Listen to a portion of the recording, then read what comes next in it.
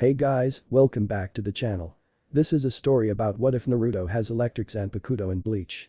Before I start, please support for more amazing content and do consider subscribing to my channel and share this video with your friends. This is written by Airwatcher, link in the description and support writer. Let's start the video. Chapter 1. Prologue. Hey, and I don't own Naruto. Masashi Kishimoto does. Normal talking, jutsu, summon talk, silence, fires spreading about, alarms in Konoha going off, ninjas rushing to defend their home against the mighty Kyuubi. These were the thoughts that went through the Yondaime Hokage's mind as he prepared for battle. He gathered his things and his daughter. Newly born and taken from his wife, Kushina Uzumaki, Natsumi was about to experience a night that she would never forget. Hokage's office. "You ready, Minato?" asked the Yondaime sensei, Jiraiya, as he stood in the doorway. "Almost, sensei. I just need to release all my chakra seals so that I'll be able to perform the Shiki Fuin." What Minato didn't see was the Sandaime Hokage, Hiruzen Sarutobi, sneak up behind him and deliver a devastating chop to his neck. "Sorry Minato, but you have a life ahead of you. In addition, your daughter will need you more than ever now that Kyuubi will be sealed into your daughter," spoke Sarutobi as he caught a falling Minato. With those words he took baby Natsumi and whisked her to the battle of the Kyuubi. Battlefield. Summoning jutsu was heard with a puff smoke following close behind it. Out of the smoke came the summons of the Sandaime Hokage and his student Jiraiya of the Sannin. "Why have you summoned me here, you little brat?" Madgama Bunta ground out with a puff of smoke coming out of his nostrils. "I concur with Bunta. Sarutobi, why are we facing one of the 9 demons of hell?" "I am sorry Bunta, but we need your help so that we can seal the Kyuubi away into Natsumi." "To do that, however, Sarutobi will be sacrificing all of his life force to do it," replied a terrified Jiraiya as he had no wish to go against Bunta. "Very well, we shall help you with this task. But Jiraiya, make sure that Natsumi becomes my summoner." "I too will help," stated Enma the Monkey King, "but I want Naruto, the oldest, to be my summoner. I'm gonna need someone new," with Sarutobi deciding to go out of the business. "Get ready guys, here he comes." With a roar, the great Kyuubi restarted its rampage. However, fortunately for Konoha, the Kyuubi was held down by Enma and Bunta. Meanwhile, Sarutobi performed the Shiki Fuin. With his last breath he told Jiraiya that he wanted Minato and Kushina to treat Naruto the same as they would treat Natsumi. "Hi sensei. I will make sure to give this message to Minato. He will treat Naruto the same as they treat Natsumi." Hokage's office. "Damn you Jiraiya sensei. I was supposed to make the sacrifice." Minato yelled in frustration when Jiraiya came back to tell him that the Sandaime Hokage had made the sacrifice instead. "Well, this is as good a time as any," Minato thought as he took Natsumi to the crowds of Konoha with Kushina at his side. "People of Konoha, I give you my daughter, savior of this village from the foul entity known as the Kyuubi." Cheers erupted from the people of Konoha. Shouts of Yondaime and Natsumi echoed from below. Unknown to Minato and Kushina, a rift in time opened up fight above Naruto's crib.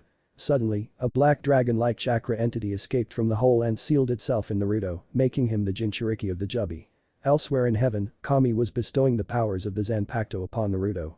He would grow up to become the best shinobi Konoha has ever seen. He would be even better than his father and sister. This is the story of the Electric Dragon of Konoha. Chapter 2. The years in between. Hey, and I don't own Naruto or Bleach. Masashi Kishimoto and Tite Kubo does. The years in between. Naruto at 8 years. "Come on Naruto, Natsumi, we're going to the park." "Hey Ka-san, when you train Natsumi, can you train me as well?" "Sorry Naruto-chan, but you don't need any training. You can start at the academy. Natsumi needs to learn to control the chakra of the Kyuubi." "That's okay Ka-san. I think that I won't go to the park. I need to go do some studying." "Later Ka-san. I'll come by later on." "Okay, Naruto. We'll see you later." With that she left to take Natsumi to the park. However, Natsumi stayed behind to say something to Naruto. "See big brother, I am better than you. They want me more than they want you. You are nothing. They wouldn't care if you went and died in a hole tomorrow. If you truly believe that, sister, then we are no longer fit to call ourselves family anymore. However, I will surpass you someday. Remember that well, sister. Soon you will wish that you had me as an ally. I will make sure that you regret this." Time skip 2 weeks. Location. Training Ground 7. Silence. A leaf blows in the wind, then suddenly bam. The sound breaks the silence. Naruto flies through the air working on combining the taijutsu styles of his parents. The Electric Dragon Striker. He created this taijutsu style by combining his mother's Dragon Death Striker style and his father's Electric Wind Striker style. The style was one that combined and utilized speed, agility, and unpredictably solid strikes. He was flying through the air trying to cut through a leaf with only his body strength. There was no chakra or elemental manipulation behind each strike. Only pure taijutsu. Ever since he was told that he would never receive any extra training, Naruto decided to work his ass off to make sure that he would be able to keep up with Natsumi when he entered the academy. But as the day neared its end he decided to take a break. I think I'll go to the park for a break. I wonder if I'll meet any new friends. With that he started his run towards the park. As soon as he reached there, he saw 3 families already there. The Nara clan, the Akimichi clan and the Yamanaka clan. As he walked up to the park, he saw 3 kids playing with each other. The first kid was a big-boned, or fat as some other people call him, kid with red hair. He also looked very chubby. The next one was a short kid with a ponytail. All he was doing was sitting there watching the clouds while muttering under his breath when the big-boned kid told him that he needs to stop being lazy, and in this fic Choji is a big brother figure to Shikamaru. The last one was a girlie with light blonde hair and light blue eyes. He walked up to them and said, "Hello. My name is Naruto. May I be allowed to play with you?" The 3 kids just looked at him weirdly. "Why do you speak so formal? It's not like we're going to be mad at you if we don't speak formally. By the way, my name's Ino. Ino Yamanaka. The big-boned kid is Choji. The lazy bum is Shikamaru. Do you have any parents?" replied Ino. "Yeah. I do have parents. But they're usually not around, especially my Two-san. He's usually helping my younger sister at work. I only see my Ka-san during meal times. The only family member I see constantly is my brat of a sister. Though I wonder if we are even related at all." "Why is that Naruto-san?" asked Choji. "Please call me Naruto. I don't like formalities. The reason I don't like my sister is because she is always saying that I'm not good enough. That I could go die and my parents wouldn't care. I just hope she is wrong," responded Naruto. "Choji, Ino, Shikamaru. Time to go," yelled Choza Akimichi, father of Choji. Humming, the 3 kids yelled back. "Well, see you later. It was fun talking to you," Naruto said with a smile. Ino was about to leave when she stopped to ask a question. "Wait. You never told us your full name." "Oh. My name is Naruto Uzumaki Namikaze." With that he turned and ran away. Ino stood there in shock. This Naruto person was the son of the Hokage. Yet he was mistreated by his own family. His family members didn't even care to make time for their oldest son. She wondered what kind of family could do that as she ran to her father to go home. At that moment her father decided to ask Ino about the boy she was talking to. "So Ino, who was that boy you were talking to?" asked Inoichi. "Oh, that was Naruto. He asked us if he could play with us, but when I asked if he had a family he told us a really sad story." "Really, honey? What was it?" "Oh, nothing much, just the fact that he is neglected by his own family and abused by his sister. When I say abused, I mean the fact that she says that he could die the next day and his parents wouldn't even care." "I see. Did he tell you his last name?" "I'll see if I can help his situation. That might be a problem because of who his family is Two-san." "Really? I doubt it." "Well, could you do anything about it if he's the neglected son of the Hokage?" "Did you just say the son of the Hokage?" asked Inoichi as his eyes widened by about an inch. "Yeah, Dad, I did. He says that he doesn't see the Hokage much because he's either too busy with work or he's spending time with his daughter. But he seemed kind of happy when he said that. I don't think that he likes his family that much. I don't know why he would be happy that they left him alone though. I would think that he's sad that they left him." "Well, honey, only time will tell. For right now, let's go home before your mother butchers me about being late." Location: Hokage's Mansion. It was 6:30 when Naruto returned home. The first thing that he saw was his family glaring at him. "What did I do?" Naruto yelled after a minute of them glaring at him non-stop. "What's wrong, you ask?" his father replied. "What's wrong is that you've been gone every day for a whole 2 weeks. I want to know where you have been going. And what you were doing today." "Well, I was at the park this evening. As for where I've been going, that's none of your concern." "Why?" "Because you haven't given a damn about me before. So why should you now?" "I'm going to my room." But that he ran up to his room. Naruto's ROOM. "I wish I had a special power like Natsumi so that they would give me attention. But you do have a special power. You just need to find it," said a voice as Naruto fell asleep. It was a dark room in which Naruto appeared. There was a few candles, but they did not burn brightly. You could hear the water dripping like it was on loudspeaker. The room was darker than midnight. It was as cold as it is on a dark winter night. But at the back of the room there was a very large and tall cage. But there was nothing that could be seen in it. Until a loud roar started coming from the cage. "Where? Who's there? I am warning you. I can defeat you in this mindscape since I am the master of my mind." "Ahahaha. You are very funny for a human. You think that you can defeat me just because this is your mind. Well, sorry to burst your bubble, that isn't true. Well then at least show yourself so that I can see who it is that can defeat me in my own mind. For you to be able to do that is a great feat. A truly great feat it is indeed. Very well, human, I will grace you with my presence. I am the Jubby. The 10-tailed dragon. Yes, it's true that the nine-tailed beasts are a deviation of me. But what? Then how are you a 10-tailed beast? I thought you were defeated at the beginning of the ninjas. You were defeated by the savior of this world. You were split into 9 separate entities. You were sealed in at the first ninja. Your Jinchuriki was the Rikiden Sennin. Indeed. That all happened in this timeline. What do you mean THIS timeline? I am from a different dimension in which I had not battled Yami. However, to prevent myself from fighting him, I ripped a hole in the space-time vortex to find an appropriate host for me. Then I found you. You were the perfect host because you would have to endure the hardships of being neglected by your pitiful excuses for parents and being beaten up by that ugly whore you call a sister. However, Yami and Kami in their all-powerful wisdom decided to bestow upon you some very powerful gifts. I can tell you what Yami gave you, but not what Kami gave you. I would tell you, but Kami has forbidden it unlike Yami. Yami has given you the ability to manifest a sword that will represent your soul. Once you do that, you will be able to do techniques called Kido. In this there are many categories. There are Kido, otherwise known as demon spells. There are Heido, which are destructive spells, and Bakudo, which are defensive spells. Next there are 2 levels to which you can advance to. There is Shikai, which is like a bonding stage and will make you 3 to 4 times more powerful. After this is Bankai. Bankai is so powerful that it will make you 5 to 10 times more powerful than when you are in your Shikai form. Oh, and speak of the devil. Here comes the manifestation of your soul. Well, I'll leave you two to chat. Jana. As soon as the Jubby said this, he disappeared into thin air. But a dragon-like creature approached. However, this dragon did not look like it had any flesh or bones. In fact, it looked like it was made up of arcs of electricity running up and down its body. Regardless though of the fact that it was not a solid creature, it looked as wise as Kami Herslef. Hello, young warrior. My name is, can you hear me? Sorry, but could you run that by me again? I wasn't able to catch it. It sounded like Ruriki or something. Young warrior, that is indeed my name. I, Ruriki, hereby grant you, Naruto, the ability to use my powers so long that your heart stays good and true. But before we finalize the usage of my powers, I have a question. What do you fight for? I don't know what to fight for. I don't have anyone who I even remotely care about.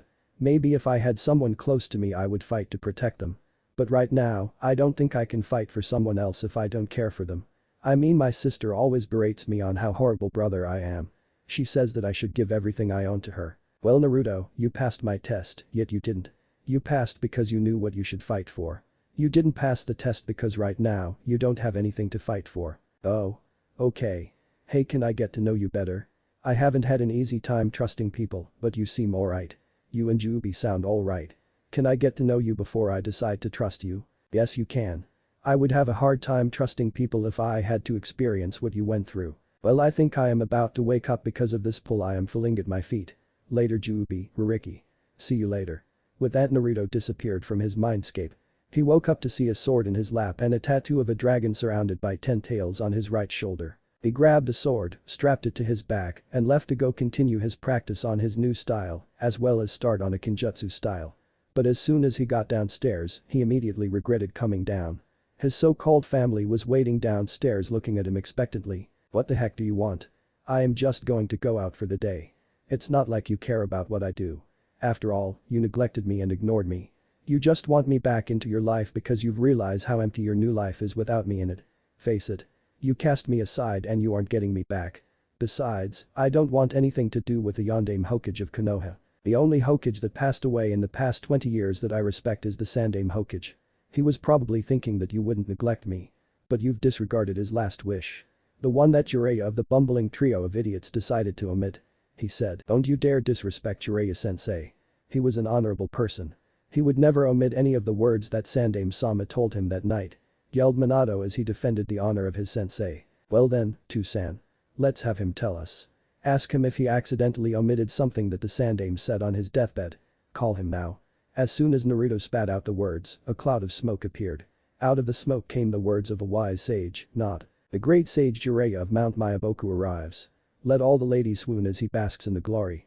I am, shouted Jiraiya, announcing his arrival until Naruto punched him in the gut. Cut the crap, you old geezer. I want to know if the Sandaime said anything concerning me the night he sealed the Kyuubi into Natsumui. Shouted an annoyed Naruto. Well, he said that he wanted you to be the next summoner of the monkeys and also that you shouldn't have been treated any differently than Natsumui is. Why? Ha. I told you, Toussaint. I was right.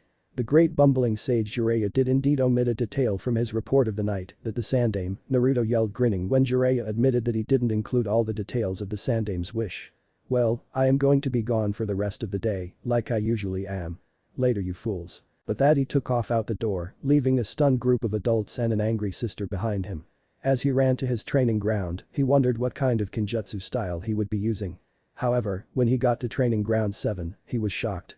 Standing before him was Choji, Ino, and Shikamaru. It seems that he left a bigger impression than he thought. Hey guys. What are you doing here? We could ask you the same thing, Naruto. Why would you come out to a training ground and do shinobi stuff while other kids your age just goof around and play fake ninja games? Asked Ino's father. Well, I do this to get stronger than my sister. I want to prove to my parents that I can be a someone too. I want to show them that I am good enough to be worthy of their attention. I hope that someday I will be able to step out of the shadow of my parents and sister. This last statement left everyone confused. What did your sister do that makes her better than you, Naruto? Inquired Choji. Well, she only is the container of the Kyuubi, the nine-tailed demon fox.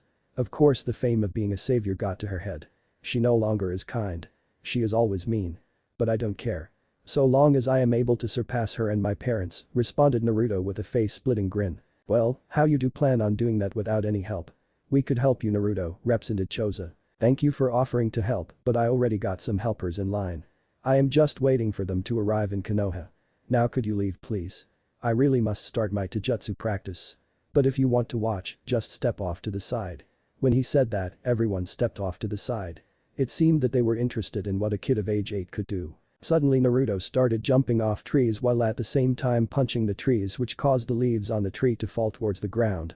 But the leaves never reached the ground because Naruto would always cut the leaf into two with his godly taijutsu skills. As soon as he landed though, he took out his sword and just did what felt right to him. Suddenly, after what seemed like only 5 minutes but was actually 6 hours, he finished his taijutsu kenjutsu practice and noticed the crowd watching his practice. Ino, Choji, and Shikamaru were wide-eyed, while Inoichi, Choza, and Shikaku had fainted. Well Naruto, it seems that you will indeed catch up to your sister with the way you are practicing. We have to go home as it is getting late. Goodbye Naruto. Bye Shikaku-san. I hope to see you at the academy sometime. After all it starts next week. I have to get home. Well see you later, replied Naruto before he ran home. But as soon as he got home, he got a huge surprise. Sitting there, waiting for him was his sister. Big brother, you are going to tell me what exactly you are doing. You are also going to tell me where exactly you've been going. You're going to tell me right now or there is going to be some major trouble between you and me. No, I don't think I will tell you what I've been doing. You're not worthy of knowing. No one in this family is worthy of the information. You, however, will never know what it is like to be neglected, then have your family want information on what you are doing. So you can just go sod off, spat an angry Naruto. With that he went to his room so that he could have money to buy dinner. He then left to go to Ichiraku's ramen stand. As soon as he got there he was greeted by Am. Hello Am-ni-san.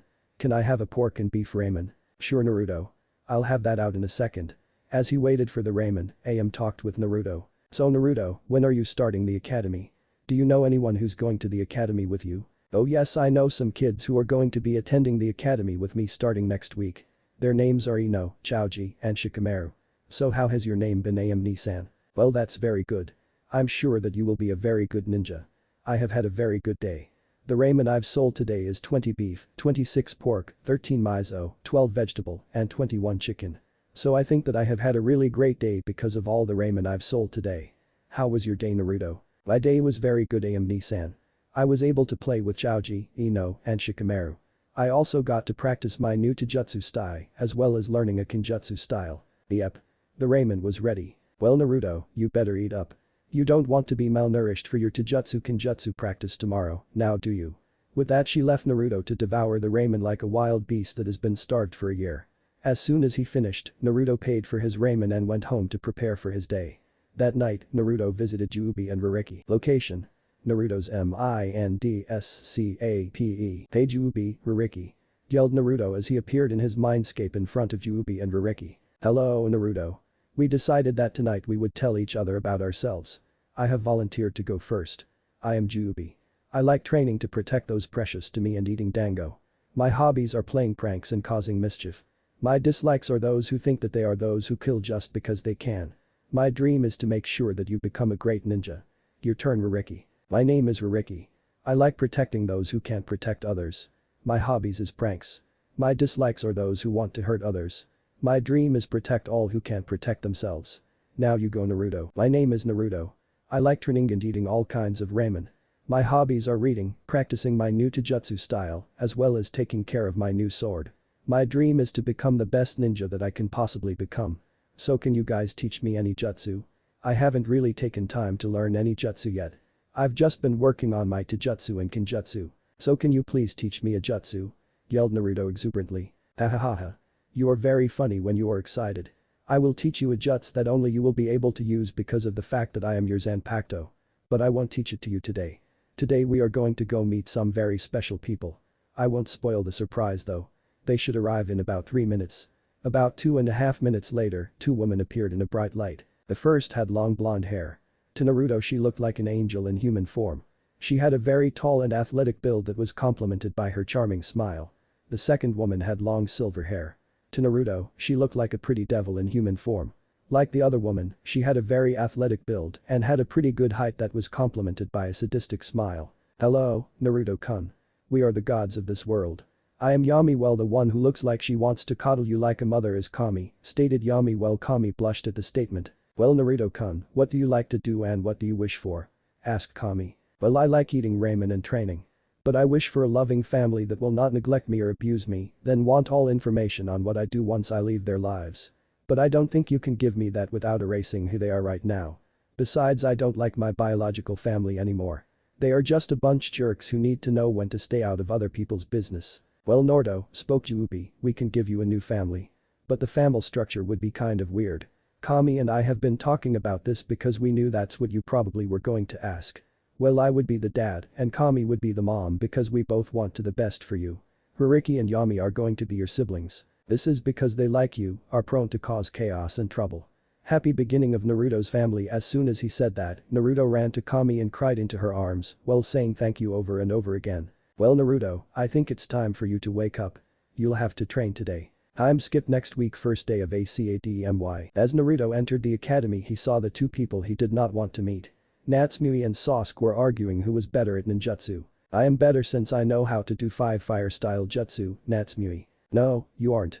True, you know more jutsus than I do, but mine are more destructive jutsu, responded Natsumi with an arrogant smirk. Well, I bet I could beat either of you in a pure taijutsu match at any time, came an unknown voice from behind them. They turned around to see Naruto standing there with a smirk gracing his features. Oh really, big brother? Why is that? You've never had any training in any of the ninja fields.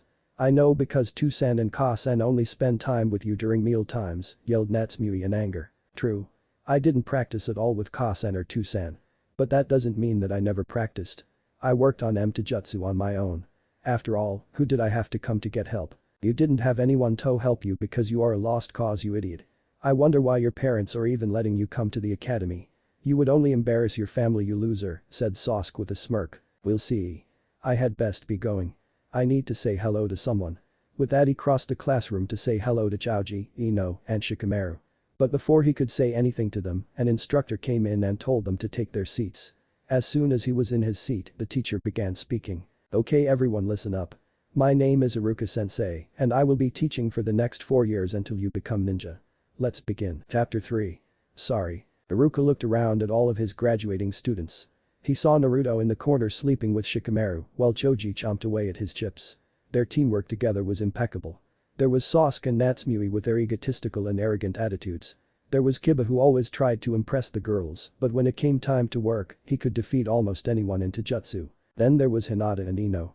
They probably were the best kunoichi that has come out of the academy save Natsumi. Then there was Shino and his quiet yet wise ways. Well, started Iruka, I congratulate you all on becoming ninja of Konoha. But don't forget you are only genin. The teams this year have been chosen based on the teamwork you have displayed during your time in the academy. Team 7 will be Uzumaki Namikaze Natsumi, Uchiha Sasuke, and Inyazuka Kiba, led by Hada Kakashi. Iruka waited for a reaction, but there wasn't any other than Kiba smirking. Akamaru just barked, so Iruka continued. Teammate will be Hyuga Hinata, Yamanaka Ino, and Aburame Shino, led by Yuuhi Kurenai. Ino and Hinata cheered and high-fived each other. Shino merely nodded in their direction. Team 10 will be Nara Shikamaru, Akamichi Choji, and Uzumaki Namikaze Naruto, led by Jeku Hade. Naruto and Shikamaru merely woke up and nodded. Choji just started to chomp at his chips even more furiously. Well, finished Iruka, you'll all have stay here and wait for your instructors. They'll be here in about, oh wait a minute, they're here now. Good luck on your ninja journey. With that, two Jounin came into the room. One was a swordsman with a regular Jounin uniform. The other was a red-eyed Jounin. She wore strips of red and white cloth. "Team 10 with me," spoke the swordsman, "meet me on the roof." With that, the swordsman disappeared in a cloud of smoke. "Oh yeah," cheered Naruto as he and his teammates walked up to the roof, "we got a freaking bloody swordsman. We got the best instructor." "Teammate, you are with me," spoke the red-eyed lady, "meet me at the swing outside of the academy." "Oh, and Team 7, you'll be waiting here for a couple of hours because Kakashi has a tendency to be 2 to 3 hours late to everything." With that, she too disappeared in a cloud of smoke, leaving a furious Team 7. On the roof TOP. "Okay team, tell me about yourself." "I'll go first. My name is Jeku Hade. My likes are my girlfriend Yuzuki Uago and sushi. My hobbies are perfecting my sword skills. My dislikes are when people diss sword fighting and when my sword gets messed up." "Okay you lazy bum, it's your turn." "Troublesome. My name is Nara Shikamaru. I like doing nothing. My hobbies are staring at clouds. My dislikes are doing work. Go Choji while I take a nap. Munch. Munch. My name is Akamichi Choji. I like protecting my friends and attempting to out-eat Naruto. My hobbies are eating chips. My dislikes are people who call me fat. Go Naruto." Oh my turn, right. My name is Uzumaki Namikaze Naruto. I like taking care of my sword and out-eating Choji in food contests. My hobbies are pulling pranks on Natsumi and Sasuke of the arrogant clan. My dislikes are my family, especially my fucking sister. Hate's eyes widened at this statement. Who could not like their own family? "Well," said Hate after getting over his shock, "we have a survival exercise tomorrow morning starting at 6 o'clock in the morning at Training Ground 10. Don't be late or you'll be doing 20 laps around Konoha with Mido Guy as punishment." The fact that they would be running 20 laps around Konoha sent fear into Team Hate's mind. They all nodded. Naruto went to their team training ground Totrain, while Choji and Shikamaru went home to rest. Hokage's mansion. 6 o'clock p.m. Bam. That was the sound that Naruto made as he marched into the Hokage mansion. Kushina came running out of the family room to see her son marching towards the kitchen. Naruto, what's wrong? Are you upset about your team placement?" "No. In fact my team will be the best team since the Sannin. It's Natsumi that's making me so mad. I was training in the forest at Training Ground 10, my team training ground, and Natsumi and Sasuke come up to me and start to attacking me while I am executing one of my Taijutsu attacks. But, when I defeated them, oh yes I defeated both of them on my own, they complained that I only beat them because they weren't using ninjutsu. I want you to warn Natsumi, if she ever tries to pull a stunt like that again, I will kill her," replied Naruto with so much venom in his voice, it scared Kushina out of her wits. Naruto then marched towards the kitchen to get something to eat. Kushina sighed and was about to go back to the family room when Natsumi came into the house. "Ah-san," whined Natsumi, "can you punish Naruto? He attacked me and Sasuke while we were training in the forest. We were even on our team training ground." "Natsumi," breathed Kushina slowly, "are you telling the truth?" "Of course, Ka-san," relied Natsumi, "why do you ask?" "I ask because your brother just told me that you attacked him, so who is telling the truth? Did you attack him? Tell me now Natsumi. If you don't, I'll assume that you did it no matter what. Confess and your punishment won't be as bad," yelled Kushina. "Okay. Sasuke and I attacked Naruto while he was training on his training ground. But why does that matter? I am the savior of the village. I can do anything that I want," relied an arrogant Natsumi. "What? Uzumaki Namikaze Natsumi. You are grounded for a month. Go to your room. I don't want to see you down here for the rest of the night," yelled a furious Kushina. Next day.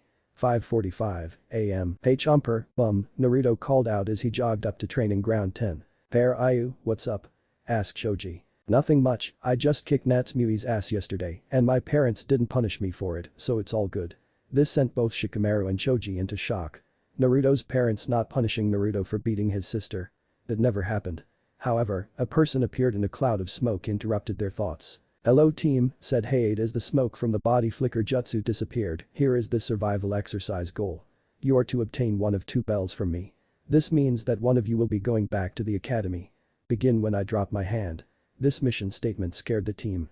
One of them would be going back to the academy. What was going on? Then, when Hayate dropped his hand, Naruto, Choji, and Shikamaru jumped away into the trees. Hayate looked around and saw he could not find a trace of his students or their chakra. Meanwhile in the trees, Naruto traveled to Choji. PSST. Choji. Forget what Hayate-sensei just told us, we have to work together to get those bells. I mean, how can we, a single genin defeat a trained elite jounin? The answer is that we can't. Let's go tell Shikamaru so that we can formulate a plan to capture Hayate-sensei. Choji nodded in agreement. They then jumped through the trees to find Shikamaru. They ran into Shikamaru as he was trying to find them. "Okay Shikamaru," Naruto said, "this the plan. First, Choji and I will drive Hayate-sensei into the shadow of a tree. When he gets there, you use your shadow possession jutsu to capture him. Everyone understand the plan?" Everyone nodded, confirming their knowledge and understanding of the plan. Choji and Naruto jumped out of the trees to ready their attack on Hayate. Meanwhile Shikamaru got behind Hayate to get ready to use his body possession jutsu. "Hayate-sensei," Naruto yelled, "we will take those bells from you, no matter what it takes. Dragon Wind Strike." With that, Naruto propelled himself forward in spinning motion while using wind elemental manipulation to give Hayate multiple cuts. Choji then initiated his own attack. Partial body expansion jutsu. After using his jutsu, his two arms expanded to create two large towering arms and fists. Choji jumped towards Hayate and slammed both of his fists into where Hayate was standing. To avoid Choji's fists, Hayate jumped backwards into the shadows of the trees. But when he saw Naruto's smirk, his widened in realization. Shadow possession jutsu, called Shikamaru. He then walked out of the shadows of the trees to let Hayate see him.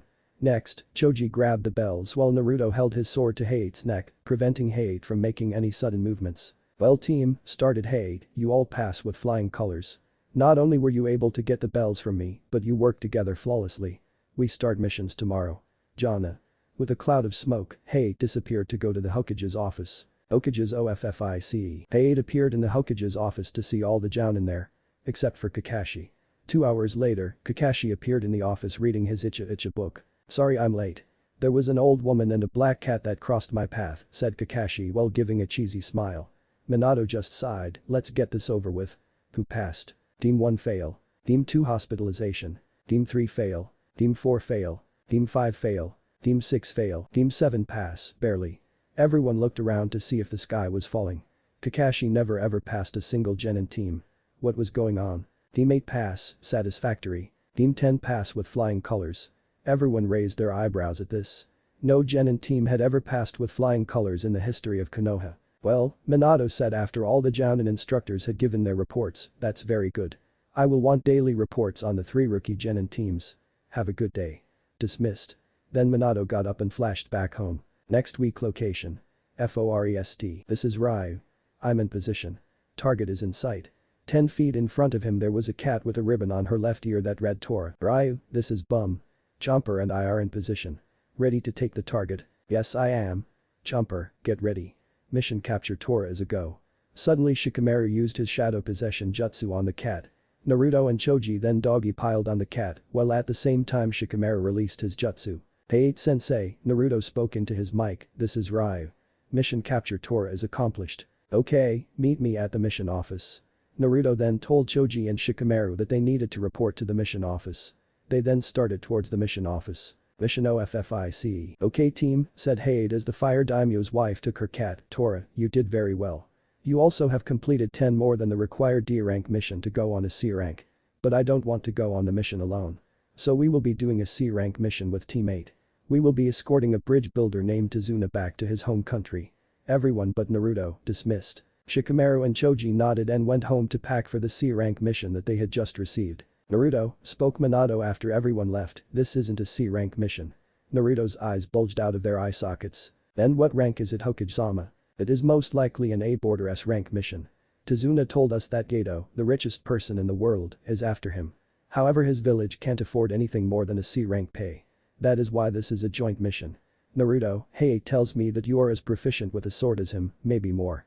However, if you encounter resistance, you are to let Hayate deal with it first." "Understood Naruto." "Hi, Hokage-sama." Then Naruto bowed to Minato and left to prepare for the mission. 10 min later. Village GATS. "Hello," spoke a old bearded man, "my name is Tazuna, the super bridge builder of the wave. You are to protect me, even if it costs you your life." All the Genin, but Naruto looked at the man like he was crazy. "Well," said the bridge builder, "let's get going. We don't have time to waste." The Genin and Jounin merely nodded in agreement. "Let mission escort Tazuna to the wave commence," shouted Naruto and Choji. The other Genin except Shino nodded excitedly. Shino merely blinked his eyes in understanding. The group then set off with Team Hayate in the front, Tazuna in the middle, and Team Kurenai in the back. However, as they were walking, Naruto saw something strange. There was water on the ground when there hadn't been any rain for a few weeks. "Shikamaru," Naruto said to Shikamaru using Anbu sign language, "check to see if the puddles are a Jinjutsu. If it is, dispel it. I'll tell you why later. Go." Shikamaru nodded and looked at the puddles of water and focused some chakra into them, making them dispel, revealing the two demon brothers of the hidden mist. They attacked immediately, cutting right through their sensei, killing them. Naruto narrowed his eyes and gathered lightning chakra around his fists. Toji, let's go. We need to get rid of this trash, permanently. Sorry Choji, but we can't afford to show any mercy right now. Lightning spiral strike. Naruto jumped up into the air and started spinning downwards to one of the demon brothers while producing lightning around his body. Naruto then gorged a hole right through the first demon brother's stomach, killing him instantly. Partial expansion jutsu. Choji enlarged one of his arms and fist and crushed the other brother like a pancake. All the other genin except Shino were in shock. Naruto and Choji had just mercilessly killed a ninja on their own. They looked to see where their sensei's bodies were, only to find pieces of wood. Kurenai and Hayate jumped out of the trees and congratulated Naruto and Choji for not freezing up in battle. Kurenai was about to talk to Tazuna when Hayate shook his head. He looked at the rest of the team before speaking. Everyone, spoke Hayate, getting the attention of all the genin, I will not force you to go this mission if you don't want to. This mission was officially rank C class.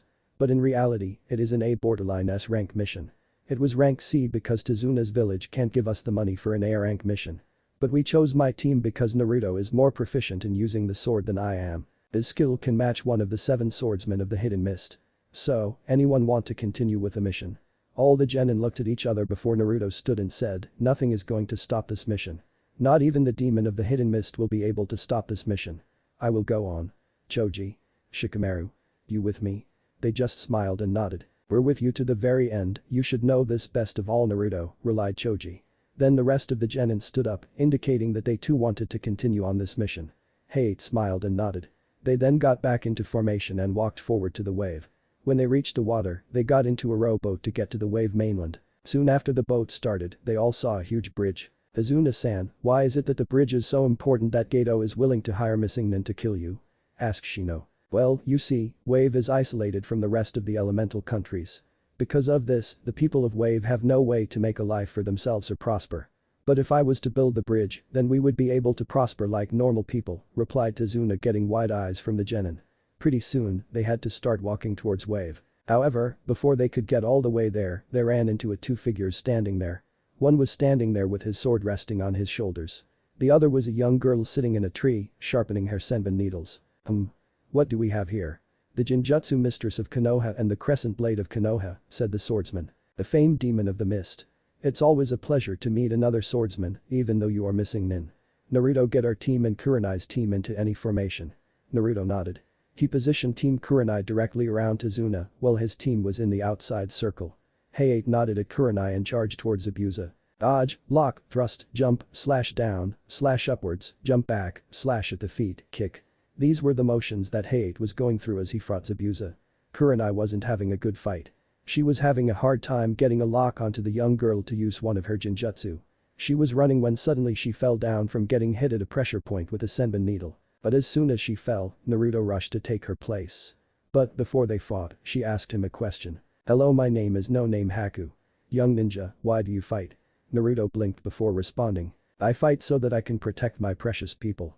The people who care for me, the people who don't just see me as the son of a Hokage or the brother of a savior. The ones who brought me from my darkness are whom I fight for, yelled Naruto as he began his onslaught. He threw 2 smoke bombs to obscure his opponent's view. Then he jumped at the girl and knocked her out cold. He then created a pair of cuffs out of the wind and tied her to the tree. He then watched in horror as he saw Zabuza overpower Hayate and capture him in a prison made of water. He growled, drew his sword and attacked Zabuza with all his hatred. Zabuza. Let my sensei go. Strike of the heavenly dragon. He swung his sword in a sideways arc, releasing a chakra-made attack that looked like a Dragon 1. Zabuza's eyes widened in fear as the attack neared him. He held up his blade to block the attack. Zabuza's blade started to scream when the chakra dragon attack hit his blade. But when Zabuza thought that the attack was almost done, his blade broke in half. Naruto was about to rush in for the final blow when he heard clapping. Zabuza, Zabuza, Zabuza. I heard that you were the demon of the mist. But you were taken down by a bunch of brats. I expected more of you. You are no longer under my employment. You will die by the hands of all the bandits I brought with me. Goodbye and die, said Gato as he walked towards Zabuza with a cane. Kid, said Zabuza, surprising Naruto, lend me some kunai. I can't fight with a sword now, so I'll just use some kunai. I will take him to hell with me. Also, could you take care of Haku for me? She deserves a better life. Naruto nodded and handed Zabuza 3 kunai. Zabuza just grinned and put one in his mouth and the other two in his hands. Then he ran towards the bandits. Dodge, cut, stab, duck, jump, weave, slash, cross-cut, kick, stab. This was how Zabuza fought through the army of bandits to get through to Geto. When he finally got through to Geto, he jumped on him and stabbed him with all 3 kunai. 2 through the throat and 1 through the heart.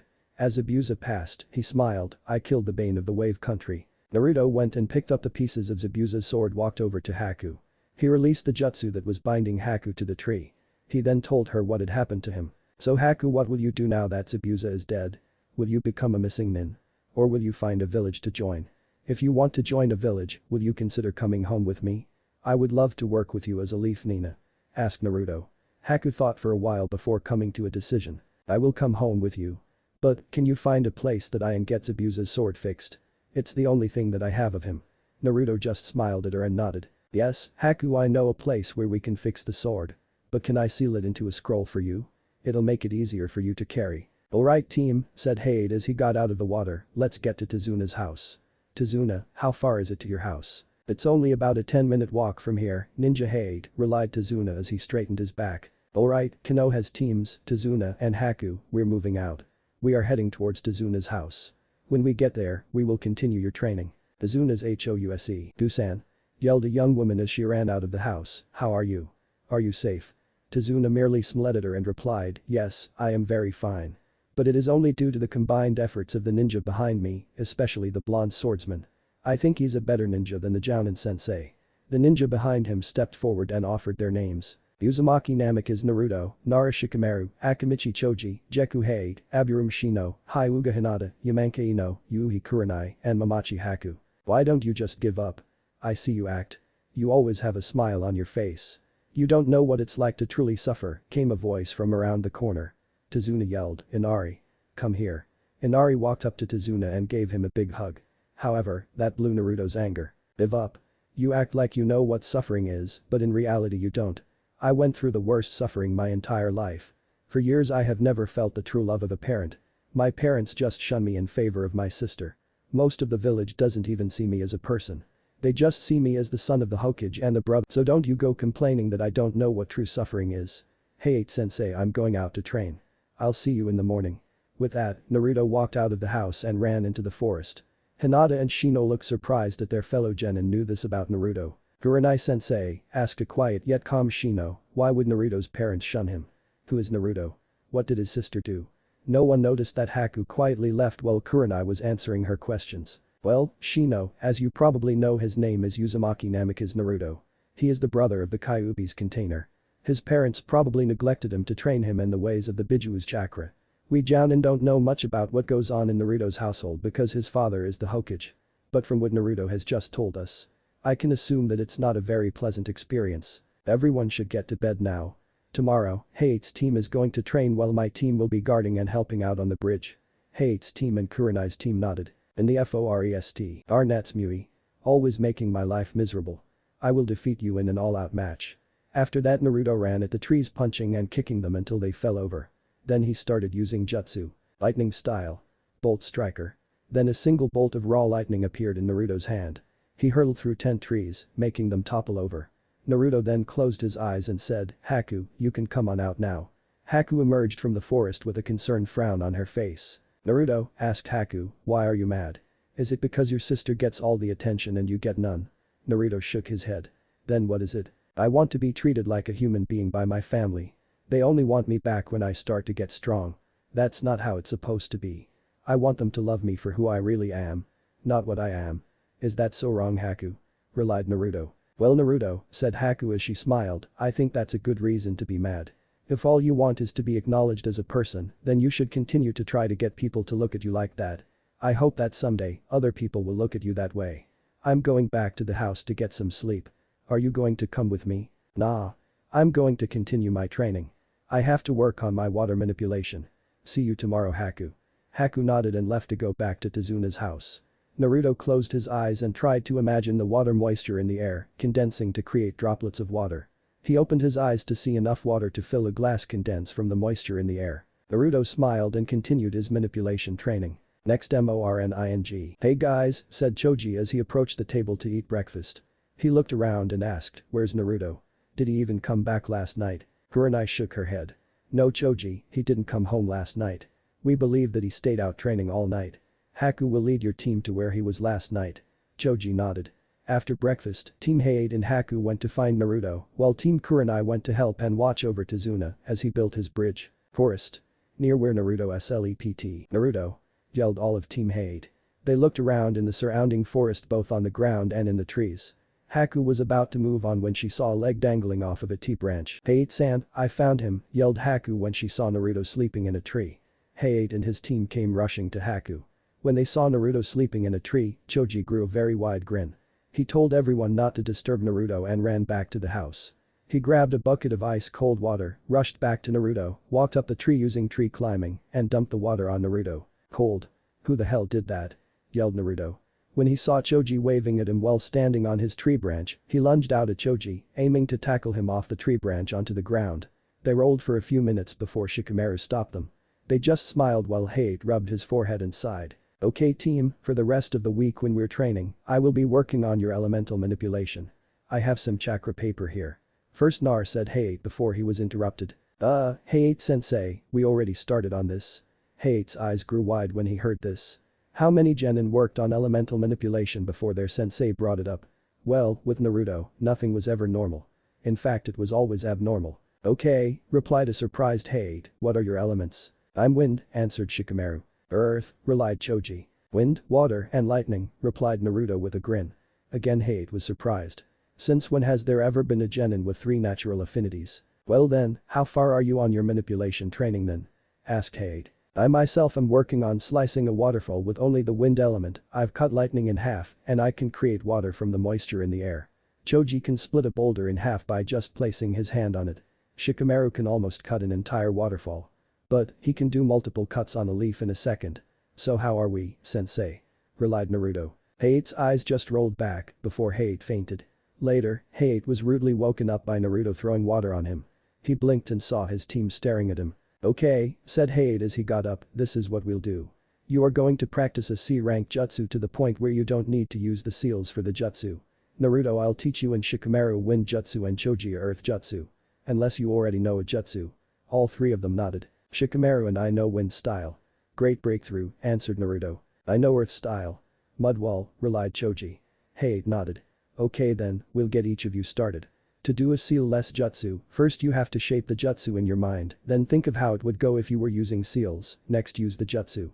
Naruto nodded, then closed his eyes and imagined using the jutsu.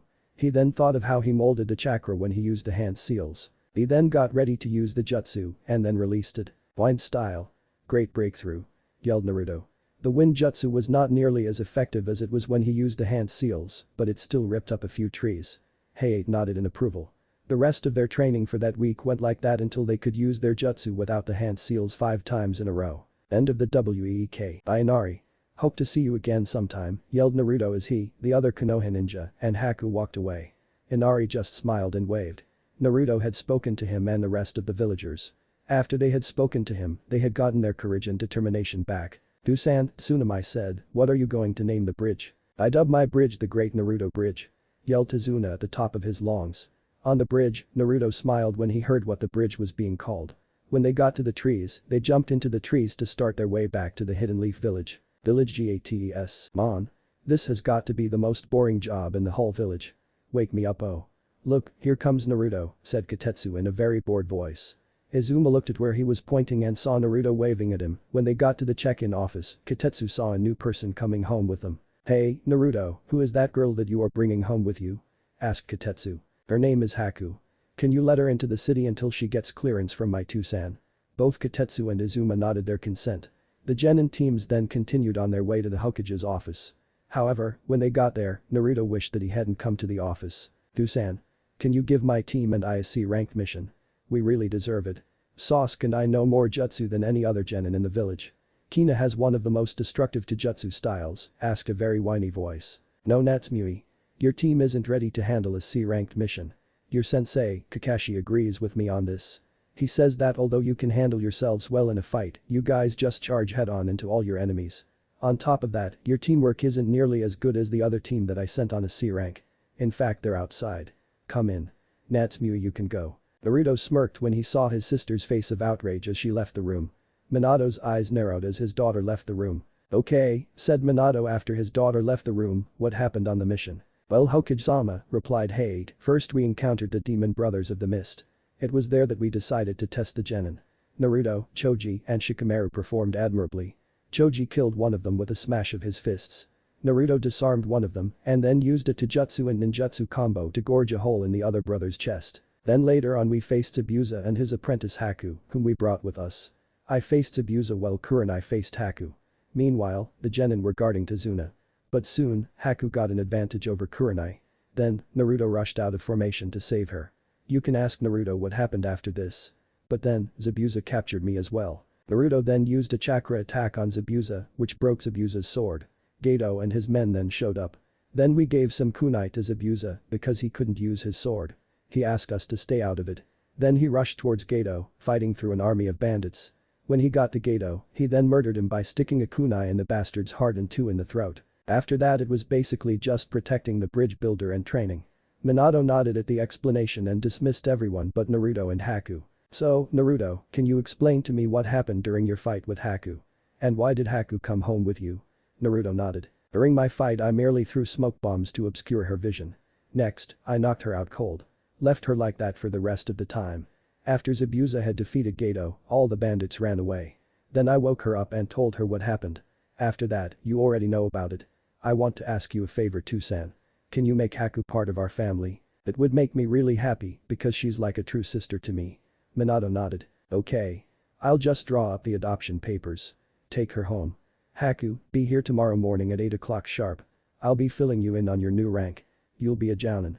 Haku's eyes widened and Naruto smiled. He had gotten a big sister that cared for him. They walked home, but on their way home, they made a quick stop. Hey Tenten, said Naruto as he walked into the Higurashi Howling Wolf weapons store. Hey Naruto.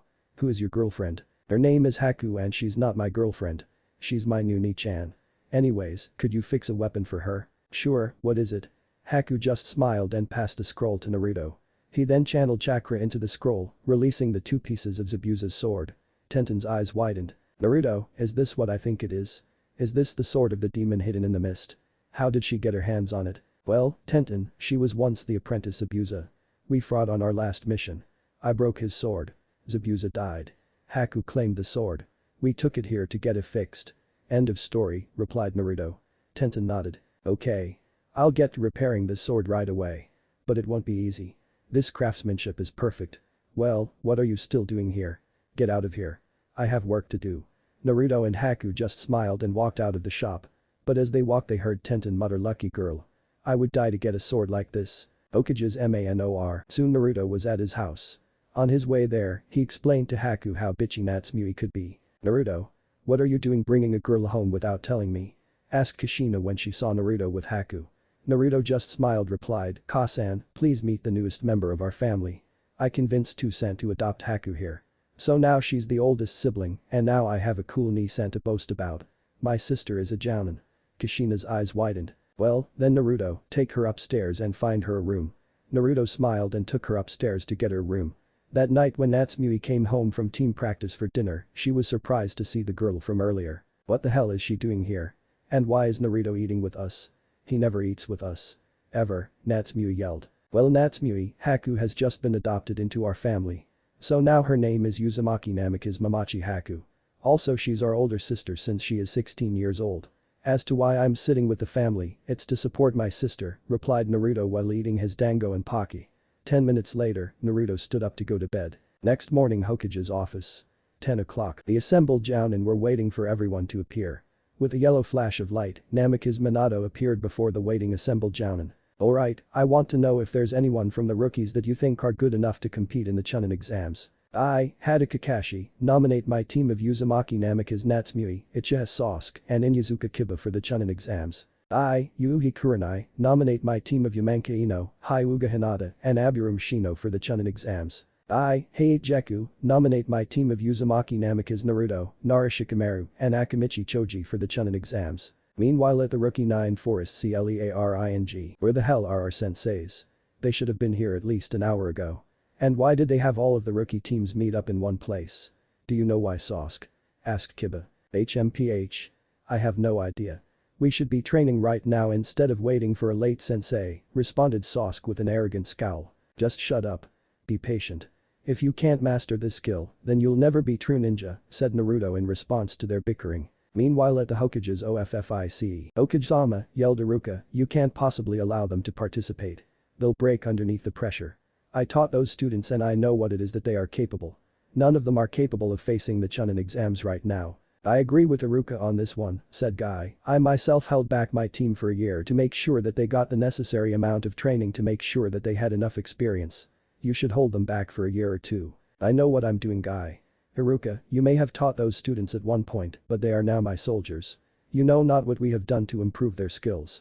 According to Hade, his students are more than capable of taking down a few of our current Chunin. They are ready.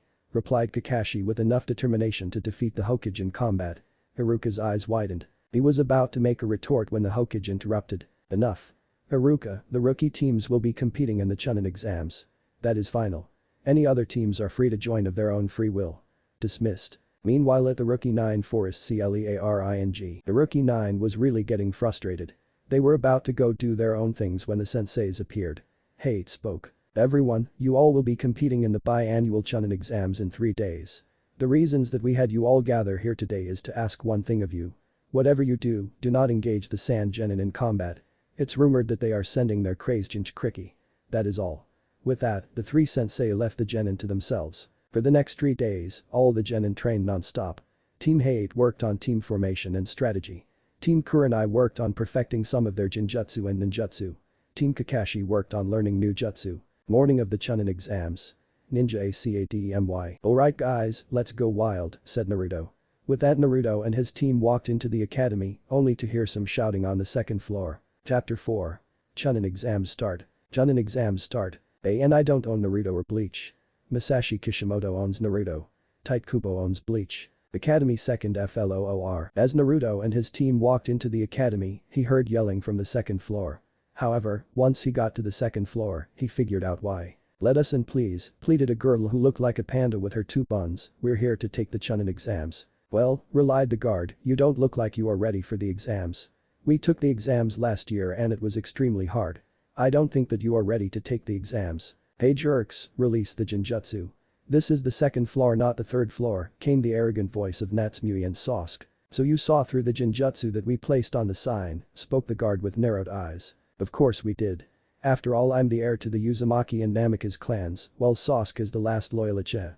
Do you really think that I am as horrible as my pathetic brother? No dear sister, I didn't think that you were as bad as me. In fact, I thought that you were worse than me because I am older than you, spoke Naruto from behind Natsumi. She whipped around to see her brother smirking at her, right then and there, which irked her to the point that if looks could kill, she would have killed her brother, right then and there. Just shut up, big brother. I am better than you. I have had extra training with Toussaint and Kasan. You have no idea what you are dealing with, she replied with an arrogant air to her voice. If you say so little sister. Come on Choji, Shikamaru, we need to go to the examination room, he relied in a calm yet cold voice. Besides I want to see Ino. Besides you need to catch up with Hinata, right Shikamaru he said to Shikamaru as they walked towards the examination room. Meanwhile, the team that was complaining to the Chunin examiners was talking to Natsumi's team. Hey you, with the arrogant attitude, tell me your name. My name is Hyuga Neji.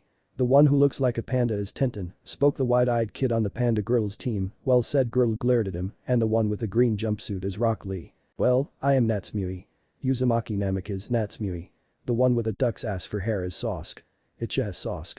Then the one with red markings and dog-like features is Kiba. Inuzuka Kiba. Get ready to feel the heat.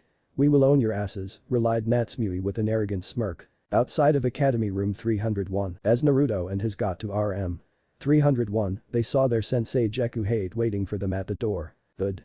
You all decided to come for the exams. If even one of you decided to chicken out, I would have had to tell all of you that you wouldn't be able to participate in the exams. You see, this whole exam is based on the teamwork of each team that participates in this exam. Good job for taking the risk and being able to entrust your life in the hands of your teammates. Go in there and kick some ass. I know that you will be able to conquer any challenge, especially with all the training that we've been doing over the last couple of months. You are all well prepared for the second exam. I hope that you all are able to beat the shit out of all the other teams in there. Remember those who don't follow rules are trash. But those who don't help their teammates are even lower than trash. That is all I have to say to you. Good luck. Then with a quick body flicker jutsu, Hayate disappeared into a cloud of smoke. Well, that was interesting, commented Naruto as he pushed open the doors to exam room 301. Well, looky here. The whole gang is reunited, came a very familiar, yet annoying voice. Naruto turned around to see the team that he really did not want to talk to, Team 7. The Jinchuriki of the Kyuubi, Natsumui. The last loyal Uchiha, Sasuke. The best tracker of the Inuzuka in over 90 years, Kiba. Yeah, it seems so, Kiba. If you don't mind, I need to go talk to someone. With that, he and Shikamaru left to go find Ino and Hinata respectively. While he was searching for Ino, someone came up behind him and whispered, looking for someone, Naruto-kun. Perhaps I can help you. Naruto suddenly turned around to see Ino smiling at him very sweetly. Why, hello, Ino-chan. Yes, you can help find someone. I am looking for a girl. She wears a very sexy purple ninja attire. She has blue eyes that I could get lost in. She also is my girlfriend. Think you can help me? Naruto asked with a smile. Sure, Naruto-kun. What is her name? Responded Ino with a dangerous glint to her eyes. I think you know her, Ino-chan. Her name is Ino Yamanaka. Oh, replied Ino with a confused look. I didn't know that I was your girlfriend. When did this happen? She asked with a shocked look. It is happening now, Ino-chan. Would you like to date me, Ino-chan? Or do you want to date Natsumui? Naruto, you baka. I am not like that. Do not ever question the fact that I am straight ever again. Yelled Ino with a fire burning in her eyes. However, when Natsumui heard the question, she started to glare at Naruto with the intent to kill him at the first chance. Sorry, Ino-chan, I won't ask you that again. Geez, you rookies need to keep it down, came a voice from across from Naruto. Naruto looked up to see a silver-haired genin walking over to come have a talk with them. You need to realize that all the genin here are very tense. Don't make them mad no matter what. If you do, it could mean the death of you. The genin all looked around to see the rest of genin glaring at them. Oh. That doesn't look good, does it? I don't think I caught your name, stated Naruto when he saw the rest of the genin in the room. Oh, I'm Kabuto. Genin with any information you need. So any information that you want. Yeah, Kabuto-san. I want info on Uzumaki Namikaze, Naruto and Gaara of the Sand, answered Sasuke of the Arrogant Clan. Oh, you know their names already? That's no fun. Well, here they are. Naruto has chakra levels on par with most high-level genin. Known jutsus are clone jutsu, substitution and transformation. His genjutsu is almost non-existent. His taijutsu is on par with most low-level jounins. He uses a taijutsu style known as the Electric Dragon Striker. It is also said that he created this style by combining the Death Dragon Striker style of his mother and Electric Wind Striker style of his father. In his last mission, it was shown that he was proficient with a sword. He was able to match Zabuza, Demon of the Hidden Mist, in a pure Kenjutsu match and cut right through it. Gaara has chakra levels on par with mid-level jounin. There are no known jutsus for her. Her genjutsu is almost non-existent. She only uses the Academy Taijutsu style. Other than that, there is no information on her. As soon as he finished, everyone started staring at Naruto. What? Is there something on my face? I swore I got that bug off my face this morning. No, it's not that, Naruto. It's only the fact that you were able to take on the Demon of the Mist like it was nothing. Shouted Natsumui, who was mad because her brother was able to do something that she herself couldn't accomplish. Well, Kabuto-san, could you tell us about the team with a musical note on their headbands? Asked Hinata in a timid voice. Of course. It said that they are a newly formed village, so they don't have much strength.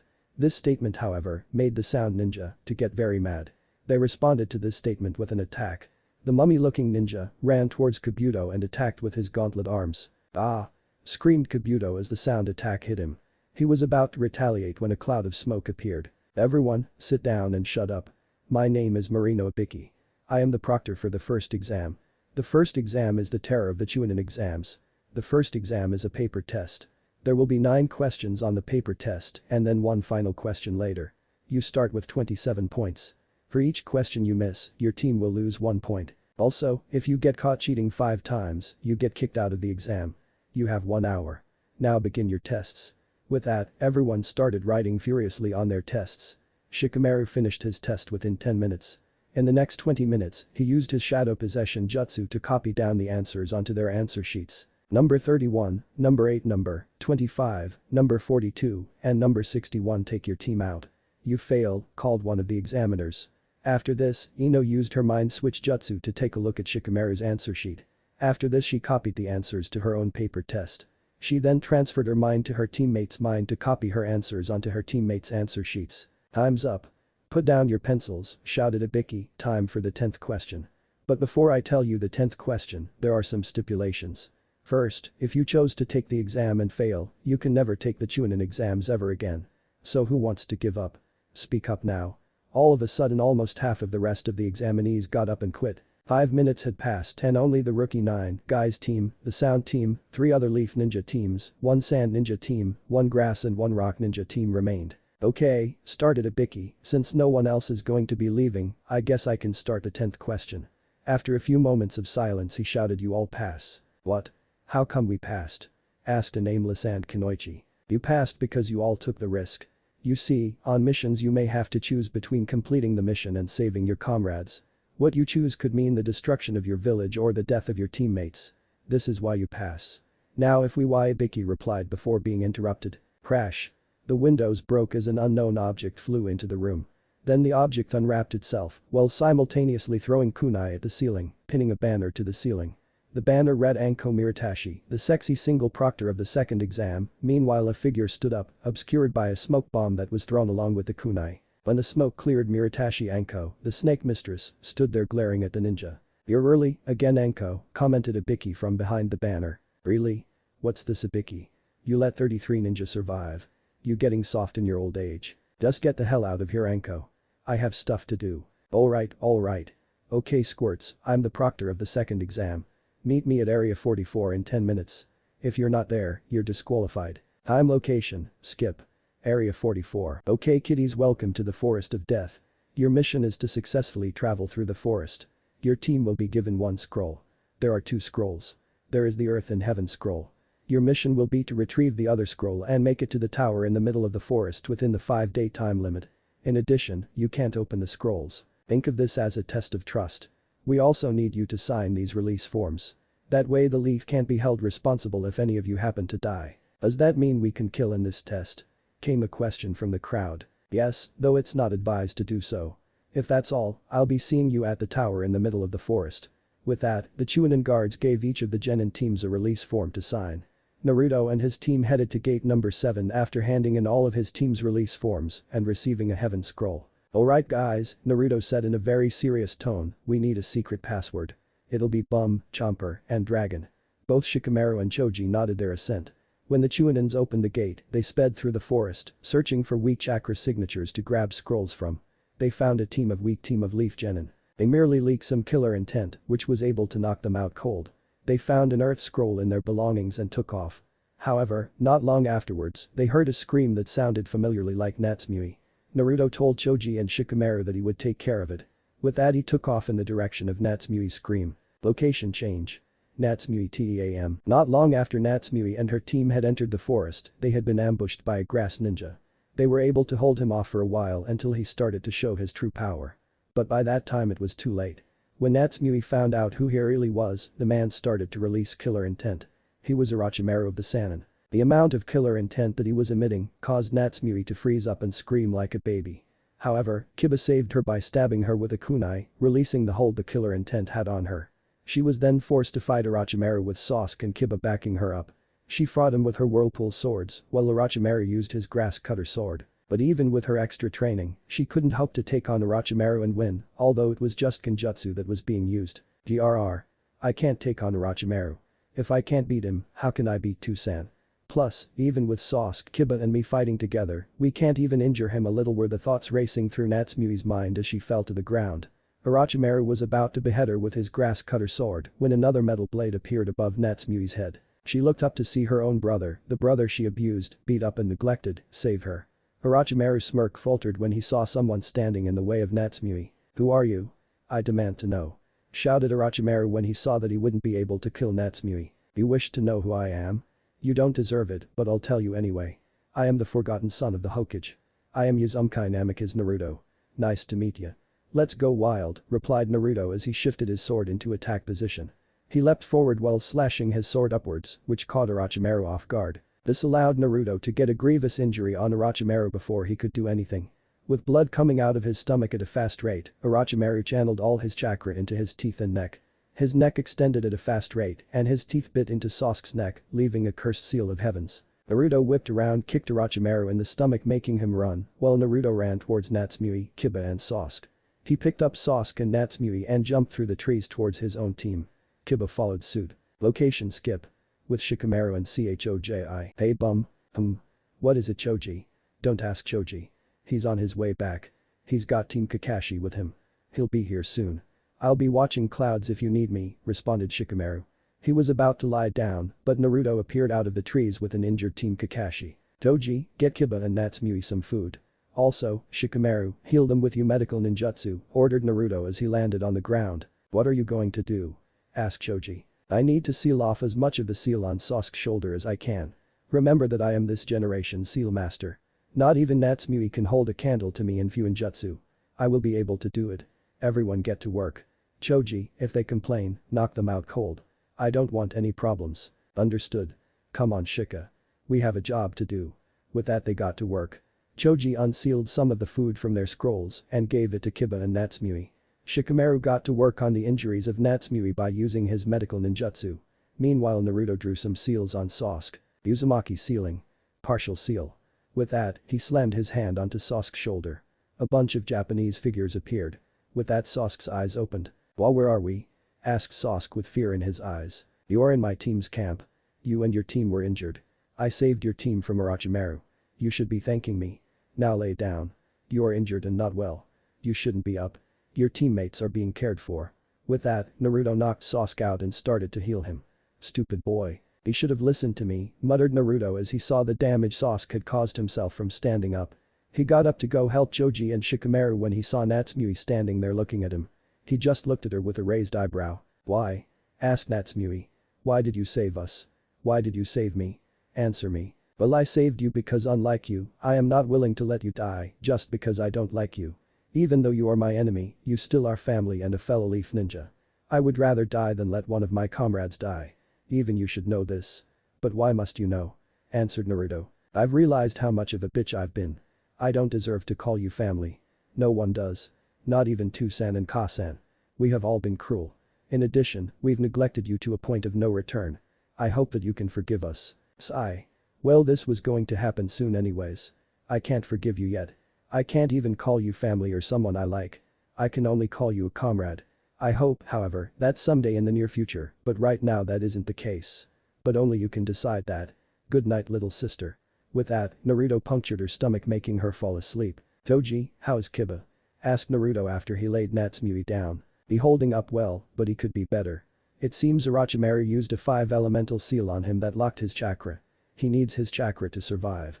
Could you unlock it for us? Naruto nodded, walked up to Kiba and pressed his 5 fingers against the seal and shouted 5-elemental seal, Kai.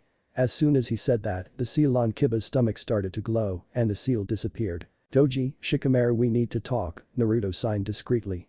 They nodded. So what do you need Naruto? Asked Choji. We need to leave now. I know that we shouldn't abandon them while they're defenseless, which is why I set up a barrier that will keep animals and enemy ninja away until they wake up. I know that I'm being cruel, but I'm only doing this because I don't want to be in this forest any longer. Orochimaru of the Sannin was the one who gave them their injuries. We need to make a beeline out of here right now. Let's go. With that, Naruto and his team packed up and started their trek towards the tower in the center of the forest. But as they walked through the forest, they saw a Sand Genin with a crazy look on her face while facing the Rain Genin team. They decided to investigate, but the Sand Genin. Hey kid, yelled a Rain Genin, get out of here before you get killed. I can't promise you won't get hurt. Just give me the scroll and you'll get out of here free. However, the Sand Genin didn't agree. I will kill you. Bring it, yelled the crazed female. I am Gaara, and with a flick of her hair, yelled, and I will justify my existence. The Rain Genin got tired of this and threw the umbrellas that were on his back up, opening them up and spinning them like a top at the same time. He then formed the ram seal and suddenly, Senbon needles started flying out of the spinning umbrellas. A cloud of smoke formed around where Gaara was hit. The Rain Genin thought that he had her when he heard laughter coming from the smoke. When the smoke disappeared, Gaara stood there unharmed. The Rain Genin looked at the Sand Genin's team for explanation. The one with makeup on his face replied, it's actually really simple. Gaara can't be hurt whatsoever. The will of sand immediately erects itself around Gaara when it feels Gaara getting threatened. We don't know if it's Gaara's doing or if the sand has a free will, but Gaara has never been hurt. Even when we did some air rank missions, Gaara never got a scratch. Meanwhile the other Sand Kunoichi was waving at them. Bye-bye, she said. The Rain Genin team looked up in time to see a wave of sand rush out of the redhead's gourd on her back at them. They looked at Gaara to see her pick up one of their umbrellas and open it. She then stretched out her hand and shouted crazily, Sand Burial. Suddenly sand rushed towards the rain genin in waves. The waves of sand surrounded the genin. Ah! Came the screams of the rain genin as the sand surrounded them. But they were soon silenced, for their blood came spurting out of the sand.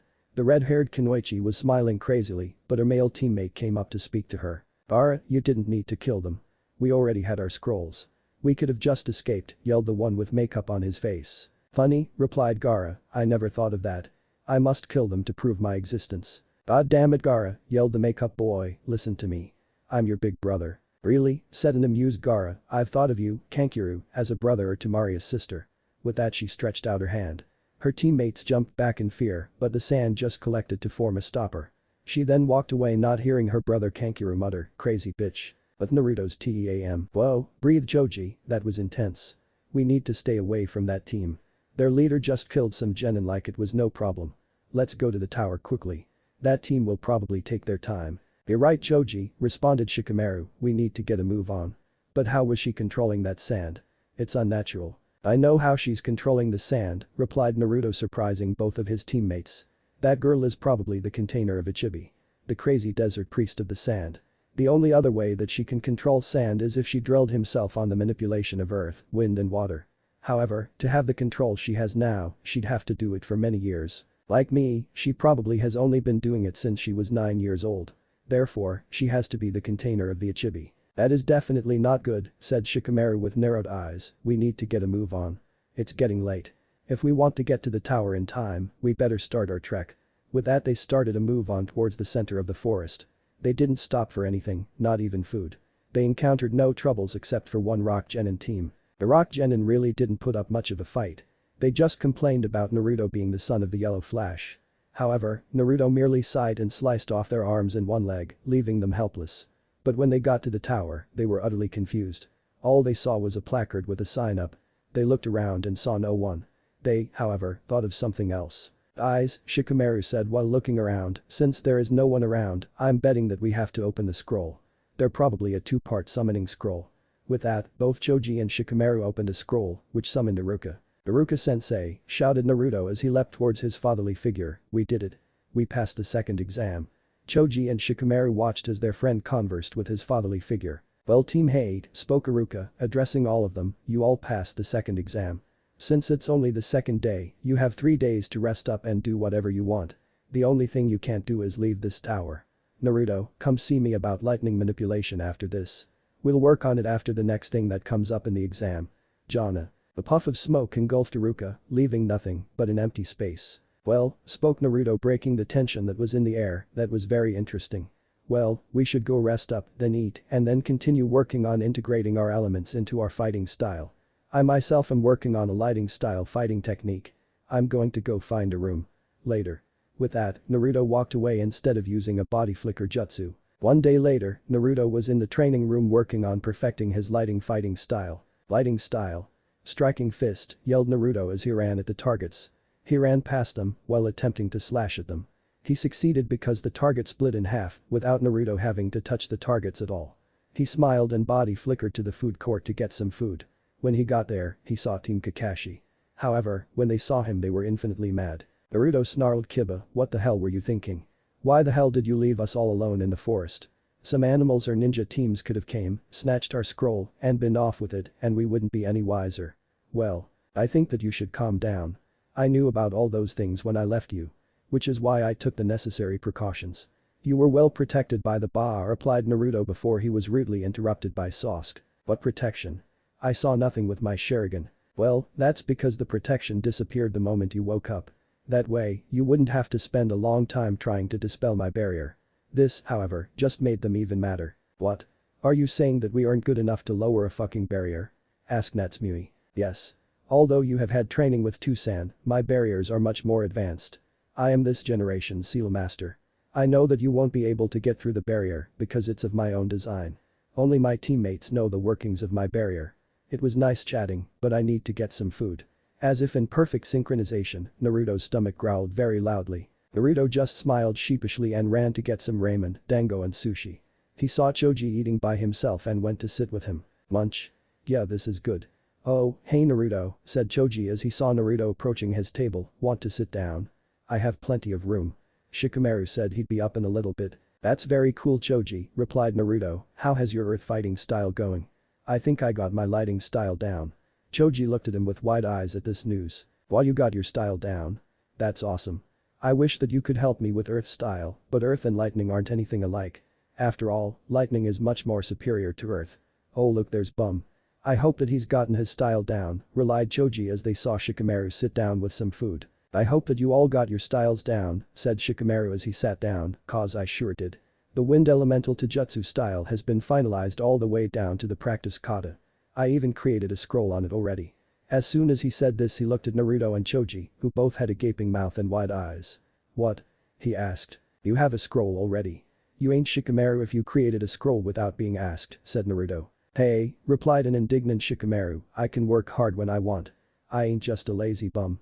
With that, Shikamaru, Choji and Naruto started eating their food. Time skip.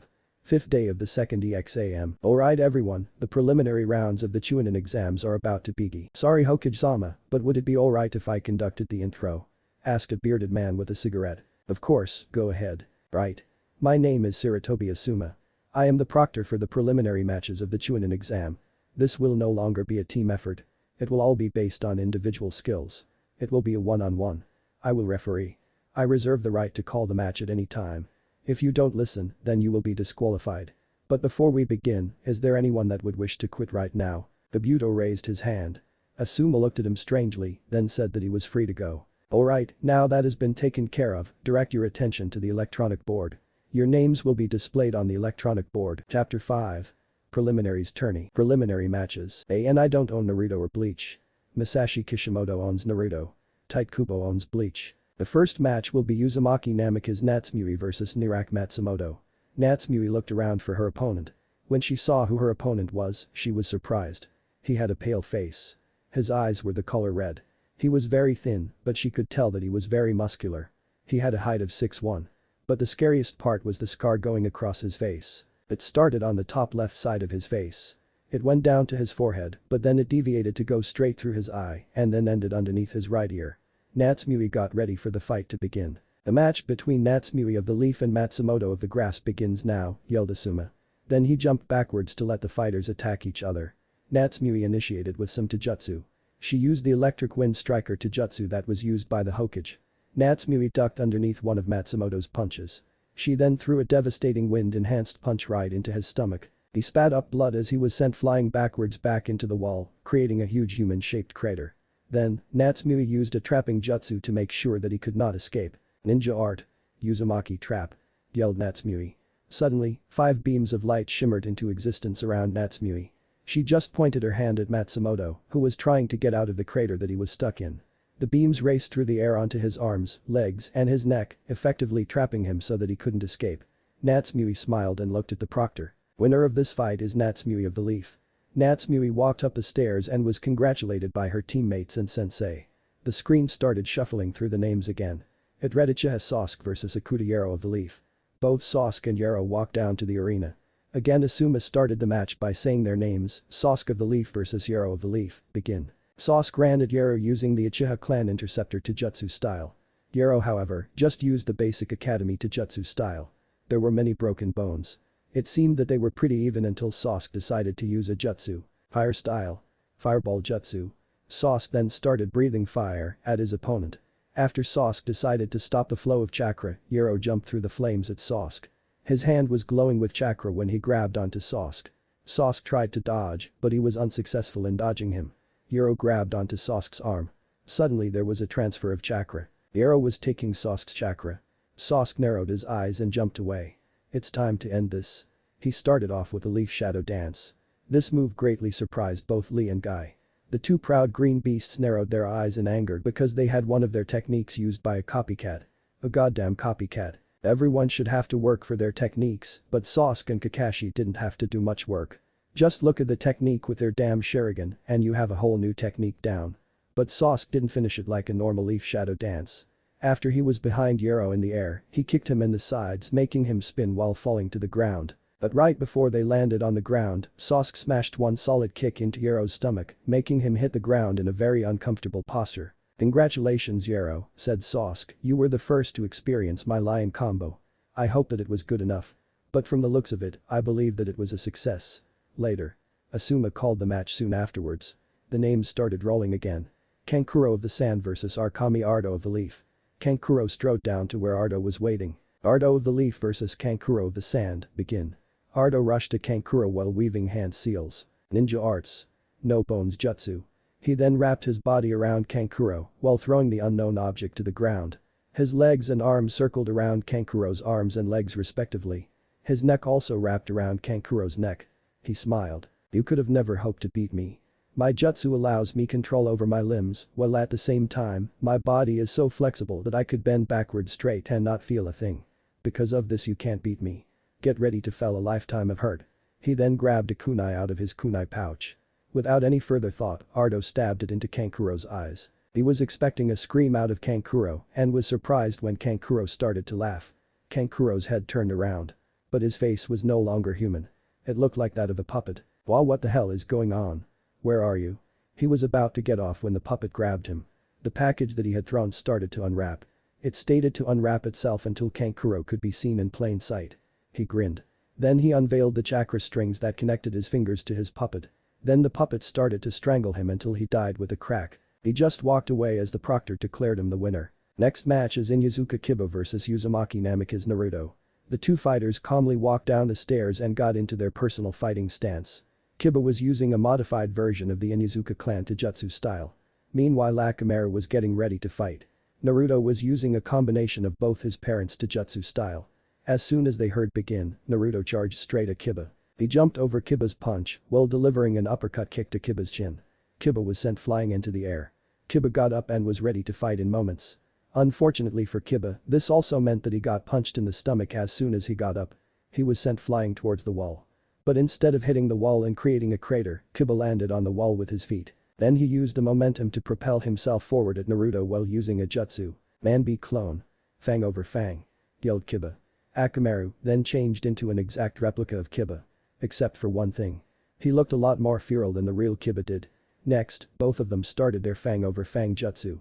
They shot forwards at dangerous speeds while spinning in a tornado drill-like fashion.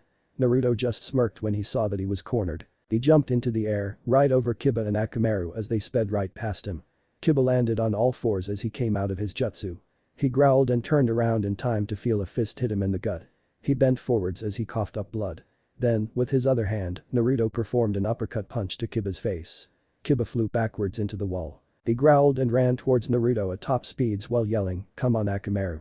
HT then threw a smoke bomb to obscure Naruto's vision. Unfortunately for him, Naruto was able to smell him. Naruto just smiled and drew two kunai and charged at Kiba. Left downward slash. Upper right diagonal slash. Then, Naruto threw his kunai into the sleeves of Kiba's jacket. Up in the stands, everyone was mystified as to what was happening in the fight between Naruto and Kiba. But soon enough the smoke had cleared. Kiba was pinned against the wall while Naruto started to say an incantation. Kakashi was floored. How in the world did Naruto beat Kiba? Kiba's taijutsu was the best of all the genin. Heido no Yon. By Akurai. Suddenly an arc of white light extended from Naruto's extended fingertips. Everyone expected the beam to stop at Kiba's skin. But, it went through Kiba's arm, creating a pool of blood. But the lighting bounced off the wall and hit the kunai, knocking it off the wall. AI. God damn you Naruto. I will murder you if it's the last thing I do. There's no way that a dope like you could defeat me so easily. Get ready to be defeated, yelled Kiba. He ripped the other kunai out of his jacket. He then charged towards Naruto with the intent to kill. Naruto merely smiled. Get me if you can, mutt. You aren't ready to face me. With that, Naruto disappeared into thin air. When he reappeared behind Kiba, he had his sword drawn. Then, blood started to spurt out of Kiba as a cut appeared. It stretched from his bottom left hip to his top right shoulder. Kiba merely dropped unconscious from the loss of blood. And that, whispered Naruto, mud is why you don't mess with those who are stronger than you. If you couldn't take on Orochimaru, but I could, what made you think that you had the ability to defeat me? Foolish boy. Asuma nodded at Naruto, who just walked her back up the stairs to his waiting team. He sweat dropped when he saw the rest of the genin minus his own team staring intently at him. What? I didn't do anything wrong, did I? Asked Naruto. Kakashi decided to elaborate for him. Naruto, how the hell are you so strong? Even if Hei trained you night and day, there's no way that you could have progressed that much in such a short amount of time. So the question on everybody's mind is, how the hell did you get so strong so fast? Ah. Well, I won't tell you how strong I really am. But I will show you a tip of the iceberg at the Chunin exams tournament. You can ask my friends and sensei, but no one knows my true capabilities. I've never had a reason to show it. There is only one person right now that would get to see it in battle. That person is Natsumui.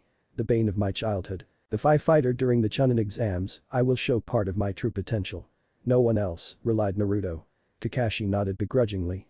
He got an answer, but it wasn't the answer that he wanted. Everyone looked down to see what the next match would be. The electronic board displayed the names Nara Shikamaru vs Kanata-kin. Let the match between Nara Shikamaru of the Leaf and Kanata-kin of the Sound begin. Shikamaru and Kinta jumped backwards so that they could examine each other. Then, Kin started throwing multiple senbon Shikamaru. He just dodged them.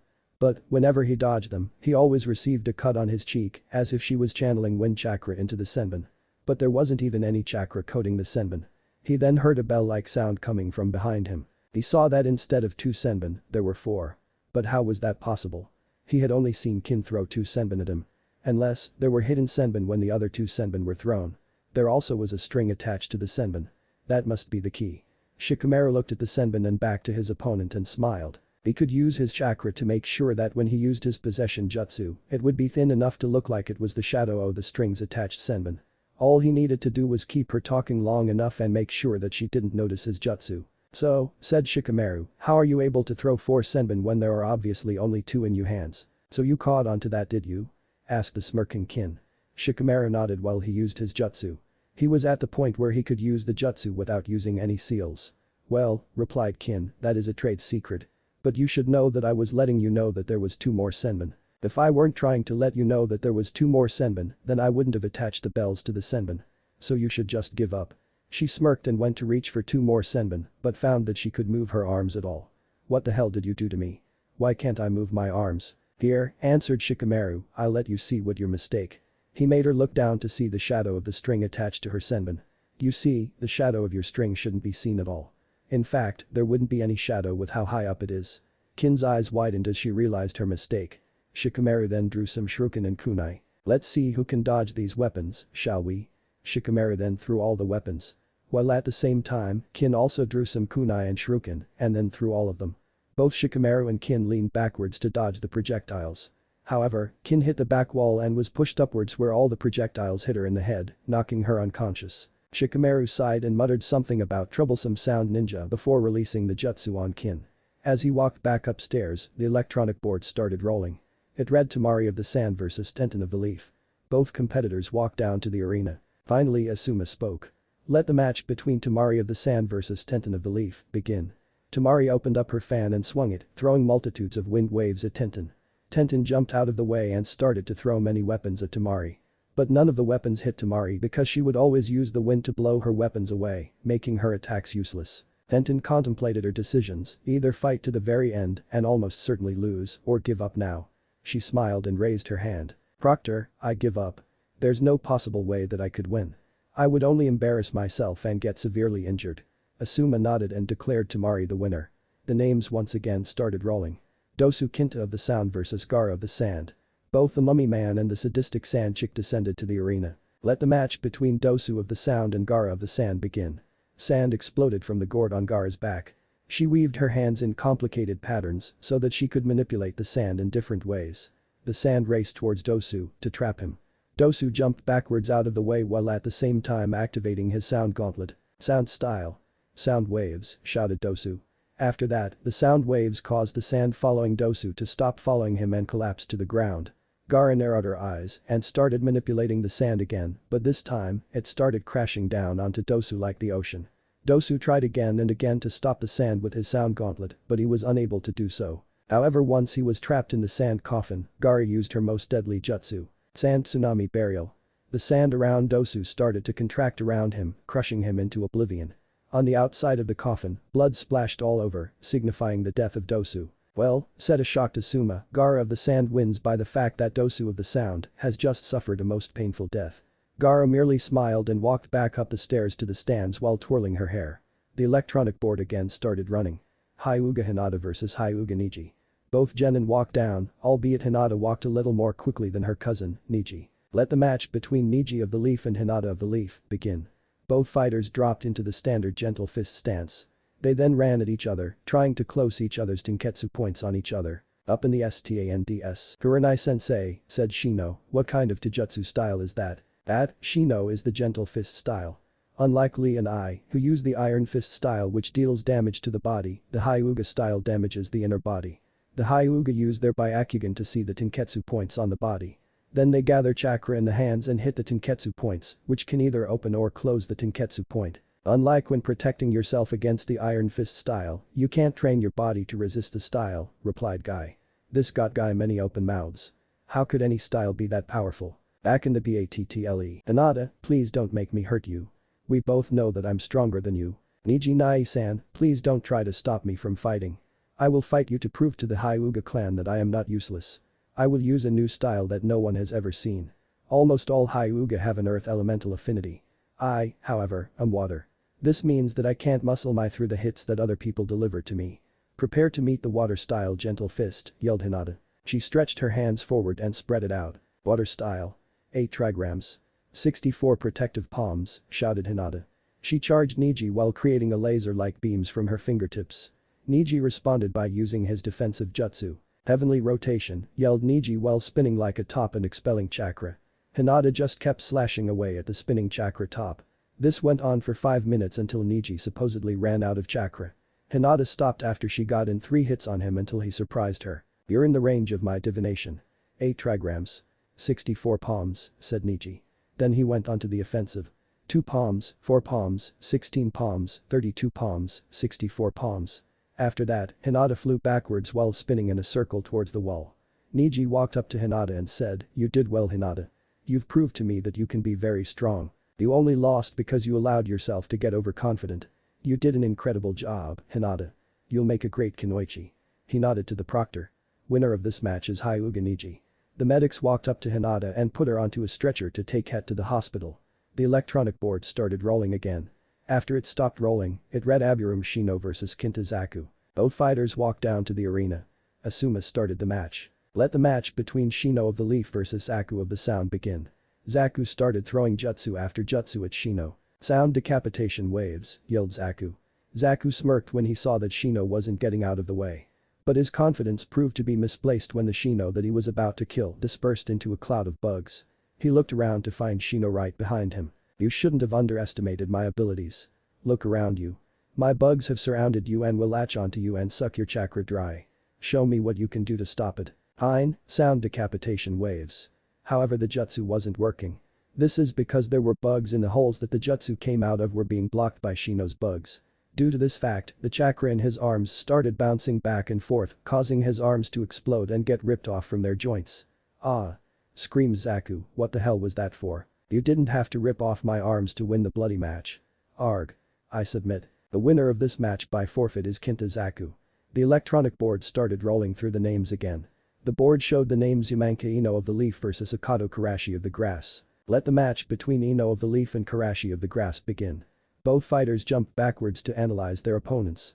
Ino, being a mind walker, was able to identify whether her enemy could use elemental jutsu and what kind of element jutsu they are using. Karashi looked at Ino and was able to determine that she would probably be good at using a more flexible taijutsu style, as well as maybe using some water jutsu.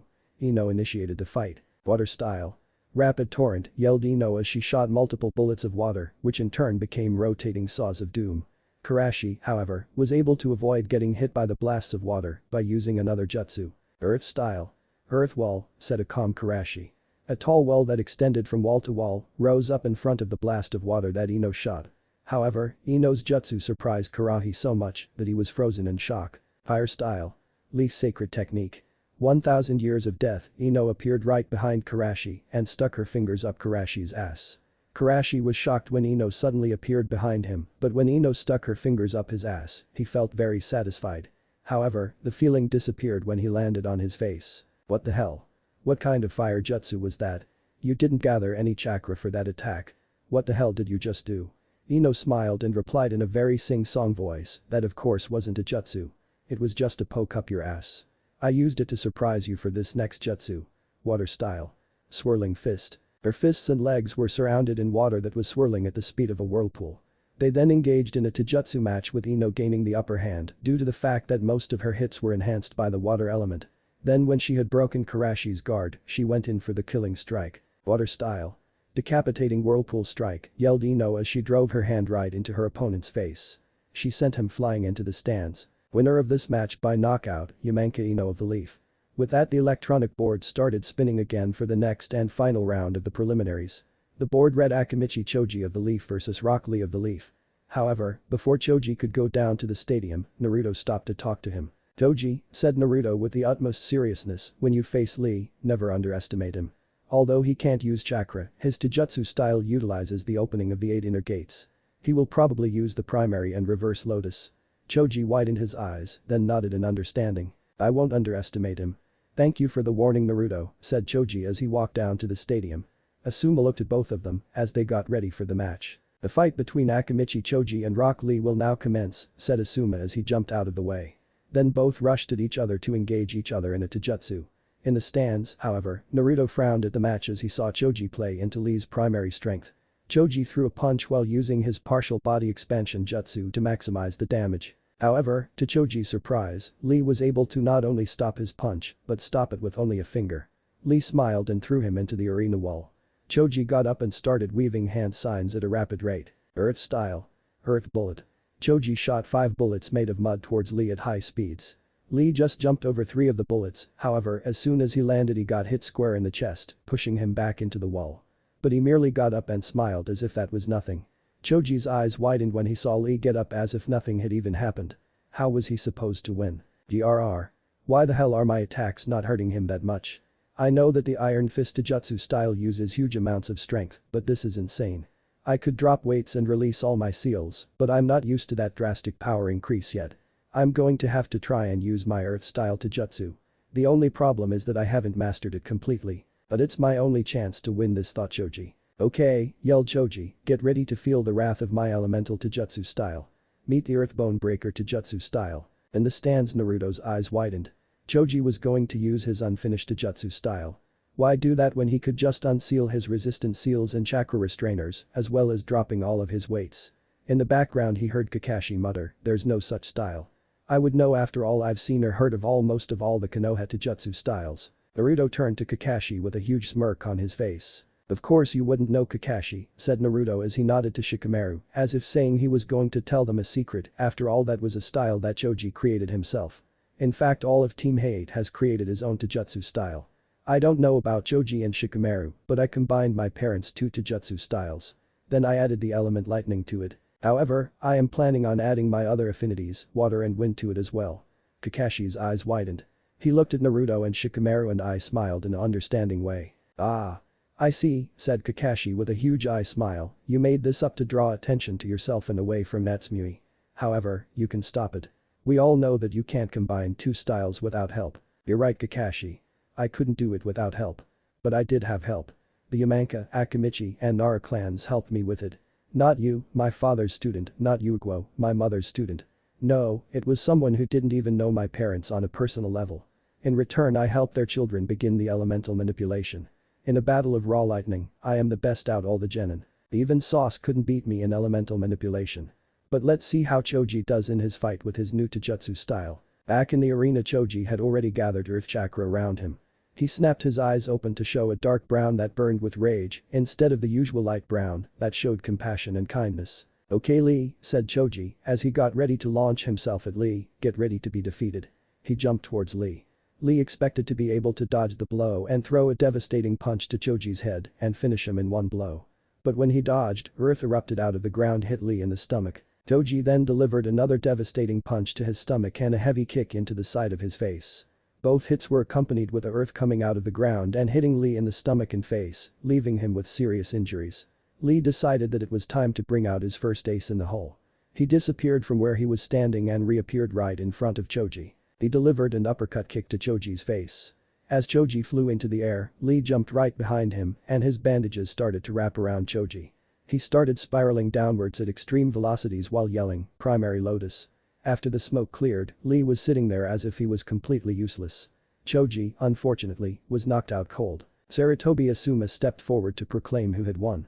Winner of this match by knockout is Rock Lee. "Okay everyone," the Hokage yelled, "get down here. We have to decide the fights now. Anko, here has a box full of tickets. Each one has a number on it. You will draw numbers to decide who will fight whom. They all stepped forward to draw a number. After they had all drawn numbers, they all stepped forwards when called. The matchups were then put on paper and shown to everyone. It was then like this. Chunin Finals, Naruto Natsumui, Sasuke Gaara, Niji Lee, Himari Shikamaru, and Kuroshino. Okay, Minato said as he looked around to all the genin, you all have 1 month to prepare for the Chunin exams. Everyone looked at him weirdly. One of the genin who raised his hand asked, why a month? And if the final task is a tournament, does that mean only one person gets promoted? Good question. I'm giving you a month to prepare so that you can perfect your skills, learn some more jutsu. This way you'll have an edge over your opponents. The Chunin exams may be set up in a tournament style, but anyone can be promoted. Also there'll be people who are looking for what is the best village to employ. Good luck. Everyone but my children are dismissed. After all the other genin had left, Minato got up and went over to his son. Naruto, you are showing great promise as a shinobi. I have asked that Jiraiya train you for the Chun. Minato stated before he was interrupted. No way in hell will I train with any one of the 3 bumbling buffoon ninjas. I already asked Asuma to give me the monkey scroll to sign, as it was Monkey King Emna's idea that I become the next summoner of the monies. But after that I would be training outside of this village. So don't even try make me train with Jiraiya. Oh, and Natsumui, I'll see you in the ring in a month. Good day to you, Hokage-sama, replied Naruto in a pissed-off voice. He then walked through the doors and slammed them shut, but not before glaring at Minato in a hateful way. This shocked both Natsumui to no end. Why would Naruto call Minato Hokage-sama when it was unnecessary for him to call him that? Dusan, why does Naruto always shut us out like that? It's not like we did anything that horrible to him, asked Natsumui. Oh, you are so wrong, Natsumui. We have wronged him in the most dreadful way. You have been mean to him in a very dreadful way by saying that we didn't care. Kushina and I wronged him by neglecting him in favor of your training, replied Minato. Natsumi's eyes widened and she nodded. Okay, Dusan. But I have a question.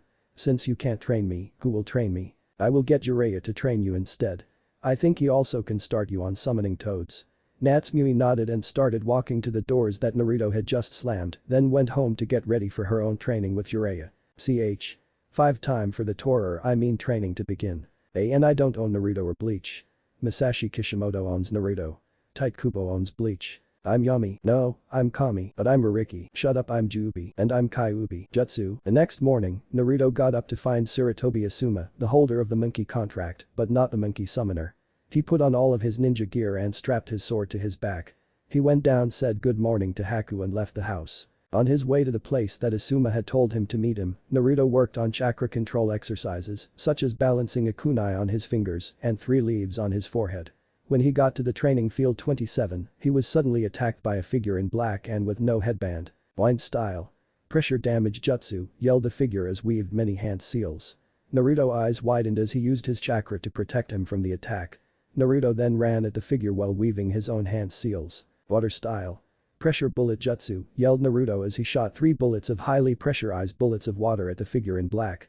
However, the figure in black just jumped over the 3 water bullets with practiced ease. The figure then started weaving hand seals and initiated his own personal combo jutsu. Fire and wind style. Fire tornado jutsu, yelled the figure in black. He then threw a miniature tornado, which soon enlarged to become a 50-feet tornado. He then shot a stream of fire at the tornado, creating a most feared weapon. The Tornado of Doom. The tornado started tearing a path of destruction towards Naruto. Naruto decided to pull out his own combos. Water style. Water dragon jutsu, wind style. Wind dragon jutsu, yelled as he threw 2 dragons, one of water and one of wind at the tornado, which effectively cancelled out both the fire and wind parts of the jutsu. He then followed up with a lightning-enhanced punch to his opponent's gut. The punch paralyzed his opponent. He then removed the mask of his opponent. He was shocked to see that his opponent was his new sensei. Sarutobi Asuma. Asuma-sensei, why were you attacking me? Asked Naruto in confusion. I thought you were supposed to be teaching me, not trying to kill me. Asuma smiled and answered, Naruto, the reason that I attacked you was to gauge your skill. Now, I will teach you to summon the Monkey Clan. But Naruto was sure that he also heard Asuma mutter, stupid Monkey King. I'm just as good as Naruto. Naruto and nodded started to pay attention. Okay Naruto, said Asuma as he grabbed a scroll that was lying near a tree, here's the scroll for the monkeys. First, sign it in blood. Then try to summon the Monkey King. Naruto nodded and took the scroll from Asuma. He then opened it and bit his hand so that he would be able to sign the monkey contract scroll. After he signed the contract, Naruto performed the necessary hand seals, then he gathered enough chakra to summon the Monkey King. The Monkey King appeared in a cloud of smoke. Who summons me? It better not be you Asuma. You didn't pass my test of defeating me. And no, I won't tell you why you failed even though you managed to cut me, roared Enma the Monkey King. That would be me, Enma-sama. I am the one who summoned you. You wanted to take me on as a summoner, from what Jiraiya told me, answered Naruto as he stepped forward. Enma looked down at the child that stood before him. In him he saw the distinguishing features of Minato. The long, messy, uncontrollable blonde hairstyle of Minato was reflected on the child in front of him. He also had Minato's fire of determination in his eyes. Naruto however had another trait that neither of his parents possessed. He could see the strong intellect that no child his age should possess. Yet, the child before him did indeed possess a keen intellect. Ah, I do remember telling Jiraiya to make you my summoner. I hope that I made a smart decision. I, Enma the Monkey King, declare Uzumaki Namik as Naruto my summoner. Call me at any time. Later. Then Enma disappeared in a cloud of smoke. Naruto smiled and turned to Asuma to see what they were doing next. Well, since it seems that you got both chakra control and wind chakra control down, I'm going to train you in the use of wind trench knives, said Asuma as he threw Naruto a pair of trench knives and a scroll. First, study this scroll tonight. Tomorrow, we'll practice this fighting style. Naruto nodded and went back home to study the scroll. Hokage's mansion. As soon as he entered the Hokage's mansion, Naruto went to the kitchen. As soon as Naruto got to the kitchen, Naruto saw Haku making lunch. Hey Haku-ni-chan. How are you doing today? Asked Naruto as he came into the kitchen. I'm doing great Ataudo. How was your new sensei? Asked Haku as she served Naruto and herself lunch. He was great. He gave me a summoning contract as well as some scrolls on the trench knife style. After lunch can I show you a jutsu that I've been working on? Sure, Ataudo. I'd love that. But how do you like my cooking? Is the food any good? Good? This food is great. You could pass as a gourmet chef with this kind of cooking. What is it? It is tempura and fried rice with soy sauce on the side. But it's not that good. No, it's better. Your cooking is really good, replied Naruto as he finished his lunch. He went to put his dishes in the sink. Come on Ni-chan, let's go to the training ground in the back so that I can show you what I've been working on. Haku nodded her consent and followed Naruto to the back of the house. When they got to the back of the house Naruto held out his hand. Then suddenly chakra started to gather in the center of his hand in the form of a sphere. Then it started spinning like a whirlwind. Then, Naruto ran at a tree and slammed the sphere against a tree. Rasengan. Yelled Naruto as the Rasengan ground the tree to bits. Meanwhile, Haku stood there in shock. Naruto just used one of the force moves perfectly. Naruto was a fucking freaking bloody prodigal genius. So Ni-chan, said Naruto as he turned around to face Haku, how was that? Was that at least half the power of a force Rasengan? Haku could do nothing but nod dumbly. Naruto at his age was able to produce a Rasengan that was half the power of the force Rasengan. Naruto was freaking awesome. Ni-san, I have to go. Iruka-sensei wanted to see me about my final lightning manipulation lesson today. Later, said Naruto as he brought Haku out of her thoughts. She nodded started her own wind manipulation training. She wanted to be able to use wind jutsu just as well she could use water jutsu. She smiled as she started to cut a leaf with only wind chakra. Training ground 10. Hey Iruka-sensei, yelled Naruto as he ran up to Iruka, so what are we doing today? Hello Naruto. Today, I will teach you the strongest lightning technique I know. It is called lightning style. White lightning. This jutsu can kill a man on the first strike if used properly. But there could be a more powerful version of this technique if one was able to channel raw lightning through his or her body. Unfortunately, you would also have to have insane healing powers to survive. First, you have to channel the lightning chakra through your body towards your fingers. Then you use a burst of chakra so that you can shoot the lightning out of your fingers. Give it a go. Naruto nodded and started channeling the lightning chakra towards his fingers. Next he used a burst of chakra to expel the lightning at the tree he was aiming at. Great job, Naruto. Well, I have nothing to teach you about lightning. But if you want I could teach you about fire, said Iruka with a smile. Nah. I'll stick with wind, water, and lightning. Thanks, Iruka-sensei. I got to go home and practice some trench knife kata. Later Iruka-sensei. Naruto then body flickered back home to practice. First he started on pumping the wind chakra into the blades. After the chakra appeared, he shaped it so that they would be long enough for his use. Next, he went through the practice kata for the trench knives fighting style. He didn't notice his family gathering around when he started his practice, but when he stopped his practice and saw them all there he was very surprised. What the hell are you all staring at? It's not like any of you but Haku-ni-san care. I'll be inside. He was about to walk into the house when Natsumui and Kushina called out to him, Naruto, come back here. We do care about you. We just made a small mistake. Just a small mistake. What are you dumb? You neglected me for 12 years. You have never cared about me until I started to become a strong ninja. I'm going to bed. He stormed into the house to his room so that he could get some rest for training tomorrow. In Naruto's MINDSCAPE. Hello Naruto. It's been a while since all of us conversed. Kami and I were starting to think that you weren't coming back here until you got into a sticky situation. During these nightly meetings, Kami will be transferring her knowledge of all water, lightning and wind jutsu. This includes jutsu that have been lost to time. Hiriki will be teaching you more about using him in battle. Yami and I will not be teaching you anything until after the Chunin exams. Well, Kami has stuff to teach you, later, said Yubi as he disappeared into thin air. Yami and Kami smiled at him and left as well. Okay Naruto, Kami and I have decided on a training schedule. We will be switching off every other day. Today is my turn to train you. In addition to learning how to wield me and training for Bankai, we'll be working on the demon arts, Kido. Okay, right now I'm going to take a human form. Then we'll do battle with only our Zanpakuto. As soon as he had finished speaking, Ririki then transformed into a human. He wore a regular Jounin uniform. He had long electric blue hair with white streaks. Both his hand and feet looked like dragon claws made out of lightning. His eyes were electric blue with lightning-shaped eyebrows. However, his most distinguishing feature was his smile. His smile looked like a ninja who was about to attack a very useless ninja in Mortal Kombat. He was going to destroy them. Alright then, let's go Ririki-sensei. Let the battle begin. With that, Naruto shot forwards to attack Ririki at Chunin level speeds. As he slashed upwards, Ririki countered with a downward slash directed at Naruto's head. Naruto responded by ducking underneath Ririki's slash to his head. As he came up, he swung the sword in a diagonal slash, effectively drawing the fist blood in their little fight. Next he started unleashing the special attacks of his Zanpakuto as jumped into the air. Strike of the Heavenly Dragon, roared Naruto from the air. As he swung his sword downwards, a 50-foot dragon made of lightning acted downwards towards Ririki. Ririki responded by releasing his own strike of the Heavenly Dragon attack. The two dragons met in the middle, each struggling for dominance. But as quickly as it began, Ririki's dragon began to crush through Naruto's lightning dragon. Naruto channeled chakra into his blade to prevent as much damage as possible.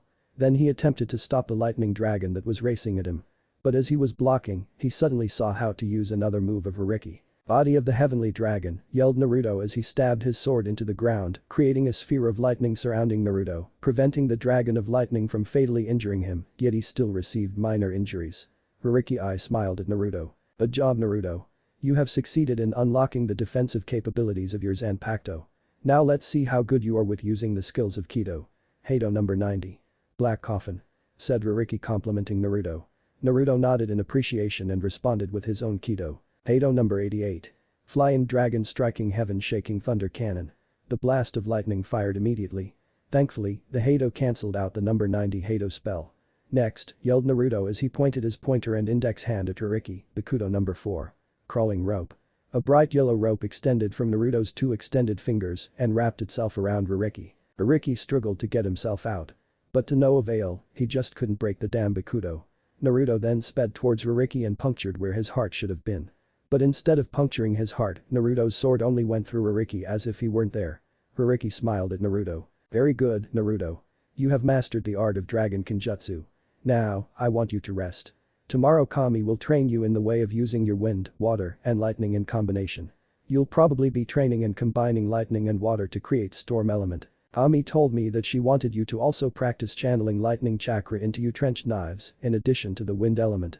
Good night. Ririki then disappeared into thin air just like Yubi. Naruto then exited his mindscape and fell into a deep sleep. He left the next morning at 6 o'clock to meet his sensei at Training Ground 27. But when he got there, he couldn't see his sensei at all. He decided to just practice with his trenched knives. However, instead of just channeling wind chakra into the trenched knives, he channeled lightning into one and wind into the other. He then went through the practice kata for trenched knives fighting style. Once he had gotten his chakra knives at a long enough length, he started going through the motions. After about 2 hours of practice, his prowess with the trenched knives was finally at the level of an intermediate knife user. About an hour later, Asuma approached Training Ground 27 to see his student practicing hard so that he could eventually master the art of the trenched knives. He was about to calmly walk in and surprise Naruto when he heard a voice behind him. Hello Asuma-sensei. You weren't planning on scaring me half to death, were you? Naruto asked this question while pointing his trenched knives at Asuma's special area. No. I was just going to say hello to you. By the way, your skill with the trenched knives has improved drastically. But, I don't think that you were channeling wind chakra into both of the knives. If my analysis is correct, then you were channeling lighting chakra into one, while wind into the other one. But other than that, I have nothing to teach you other than having you get more battle experience. This style was made to be learned easily. How long have you practiced it? About 3 to 5 hours studying the kata and how to execute the moves. Then I practiced about 3 hours this morning. Why? Is it too little time? No, Naruto, that was more than enough time. In fact, I did less time when I became an intermediate user. After that I just needed battle experience to help me better myself. I think that's all you need now. I would suggest practicing against your older sister when she receives Zabuza's sword. I believe that she is familiar with using that sword. I would suggest asking her later tonight. As final congratulations for becoming an intermediate user, I will teach you a wind-style jutsu. However, I will only be teaching you the theory. It's wind-style. Wind sword. The theory is relatively easy. All you have to do is manipulate the wind in your hand to look like a sword. Naruto was ecstatic at learning the wind sword jutsu. But this jutsu in particular was interesting because it wasn't a jutsu that he could replicate without knowing the theory behind the jutsu. In addition, the jutsu was one of the many wind jutsu that he could not find in the Namikaze library. However, Asuma was able to learn it because one of the 12 Sand Guardians taught him the theory as thanks for saving his life. But even he couldn't use the jutsu for that long. So far, there has been no master of the wind sword. Some sand ninja were able to create a sword out of wind for a few seconds, but not longer than that. Thank you, Asuma-sensei. I promise you that I'll have the jutsu down by the time the Chunin exams come around. Very well. If you can master this jutsu by the time of the Chunin exams, I will take you on as a single student. Jana, said Asuma as he disappeared into a cloud of smoke. Naruto then went home to practice for the Chunin exams. When he got home, he started practicing his Rasengan. Now instead of trying to make a fast-forming Rasengan, he was trying to add the wind element to his Rasengan. However, when he tried to add it to the Rasengan, it destabilized the Rasengan, causing it to explode in his hand, giving him terrible injuries. However, Naruto wasn't discouraged. He kept practicing for 5 hours. At the end of the 5 hours, he was able to make a stable Rasengan with the wind element added to it. He was now ready to test it against a regular Rasengan. Hey Toussaint, said Naruto as Minato came back from work, can you do something for me? Sure Naruto. What is it? I want to test a new Rasengan against a normal Rasengan. So can you help with that? Sure. We can do it right now if you want. Naruto smiled and nodded excitedly at Minato. Yes. Let's do it right now. So Minato and Naruto walked over to the Namikaze training grounds. He then formed a Rasengan. Meanwhile, Naruto formed the Rasengan while at the same time adding the wind element to it. Okay Toussaint, let's do this. Wind style. Rasengan. Minato's eyes widened when he heard what the variation of the Rasengan was called. His son had added his elemental affinity to the Rasengan. Something that even he, the Yondaime Hokage, still couldn't do. Okay Naruto, let's see what that Rasengan of yours can do. Come at me with everything that you have, said Minato as he charged towards Naruto. Oh, I intend to, said Naruto as he charged at his father. As the two Rasengans fought for dominance, Naruto and Minato could feel what the other was feeling. In Naruto there was loneliness. Naruto felt the emotion of loneliness because he felt that his parents would rather have a trained Biju host daughter than a regular son. Minato was feeling regret. Minato was regretting ever abandoning Naruto like he did. It was at that moment that Naruto's wind style Rasengan started to dominate the battle of the Rasengans. After about a minute, Naruto's Rasengan tore through Minato's Rasengan. The wind Rasengan then hit Minato straight in the chest. He felt the blades of wind attack the center of his chest, leaving a horrible injury there. It also sent him crashing into a tree about 15 feet behind him. Whoa, that was a strong Rasengan. You've finished the Rasengan and done things with it that I could not even begin to comprehend. You've progressed far. If you keep this up, then you'll eventually become stronger than I ever could hope to become. Let's go home to eat before your mother chews me out for being late to dinner and getting injured, said Minato as he got up from the ground. He then flashed himself and Naruto back home. But as soon as he got back, he got the pleasure of listening to Kushina chew him out for being late as well as getting injured. Naruto just left to go help Haku who was setting up the table. Hey Haku ni-chan, Naruto said as he helped Haku set up the table, have you gotten your sword back from Tenten? Sorry Atauto, but no I haven't. You'll be the first one to know when I get it back. But if you want I can still practice with a regular Zanbanto. It just won't be the same as when I use Zabuza's sword, said Haku as they set the table. Thank Haku ni-chan. I would like that very much. It would also give me a good chance to practice my new jutsu. The wind style. Wind sword. But let's eat now before Oromato comes home. I don't want to deal with all the drama and how she thinks she's the queen of the world. Haku smiled at this and nodded. So together they ate together and had a good time together before Natsumui came home. They both went to bed at around 8:30 p.m. Haku fell into a peaceful sleep while Naruto visited his mindscape once again. Naruto's MINDSCAPE. Okay Naruto, said Kami as Naruto appeared in his mindscape, due to the fact that I gave you the ability to have godly control over lightning, wind and water, we will be working on moves that allow you to tap into the worldly unlimited supply of lightning, wind and water. First, you must learn how to tap into the worldly resources. Call the wind to your hand without using chakra to form it. Call it. Naruto nodded. He thought as hard as he could to have it come to his hand. He used his very will to call it to him. However, it wasn't any of those emotions that called the wind to his hand. It was the fact that he could feel the wind coming to his hand. That emotion was the reason why he was able to call the wind from the sky to him. But when the wind came to him, the wind was so much that he was unable to control it all. Naruto. Stop. You're going out of control, yelled Kami. But it was too late already. Naruto had lost control, and wind was just whipping around at infrequent intervals. Kami then did the only thing that she thought could stop Naruto. She knocked him unconscious, halting their training for the night. About 2 hours later, Naruto got up with a huge headache. Bhhhh. Why the hell do I have this massive headache? And shouldn't I be training with Kami-Kasan? Yes you should be. Though from what we saw tonight, I think that we need a lot more work before we should try to summon wind until you have a little more control over the wind element. I think we should devote the rest of the night to combining water and lightning to create the storm element. First concentrate on having a certain amount of water chakra in your right hand. Got it? Good. Now you'll have to put the same amount of wind chakra in your left hand as the amount you have in your right hand. Once you have achieved the balance between the two chakras, put your hands together in the bird hand seal and try to create a dragon out of the storm element. Naruto nodded and did the required steps needed to make the storm element. He pushed and pulled on the element that was in his hand to get a feel of what the element felt like. Then after that, he pushed the chakra outside of his body to make it take on the form of a majestic dragon. Naruto then had the dragon fly at a target board that conveniently appeared about 100 feet away. The dragon, while not being able to destroy the target, was able to severely chip the board around the edges and give the inner part of the target lasting burns. Naruto smiled in delight, he had finally harnessed the storm element. Did you see the Kami-Kasan? I was able to harness the storm element. Yes my little dragon, I did see it. You have done well. But we must continue. I will now give you a jutsu to master. I will tell you what it does and how to do it, but not the hand seals. First, you condense a huge amount of storm chakra in front of you. Next you let the chakra arc away in different directions. After that, the chakra goes into a straight line, hitting its multiple targets or single target. Now go figure out how to use this jutsu. You go to bed as soon as you figure out this jutsu. So for the next 2 hours, Naruto spent it trying to use different hand seals to create this jutsu.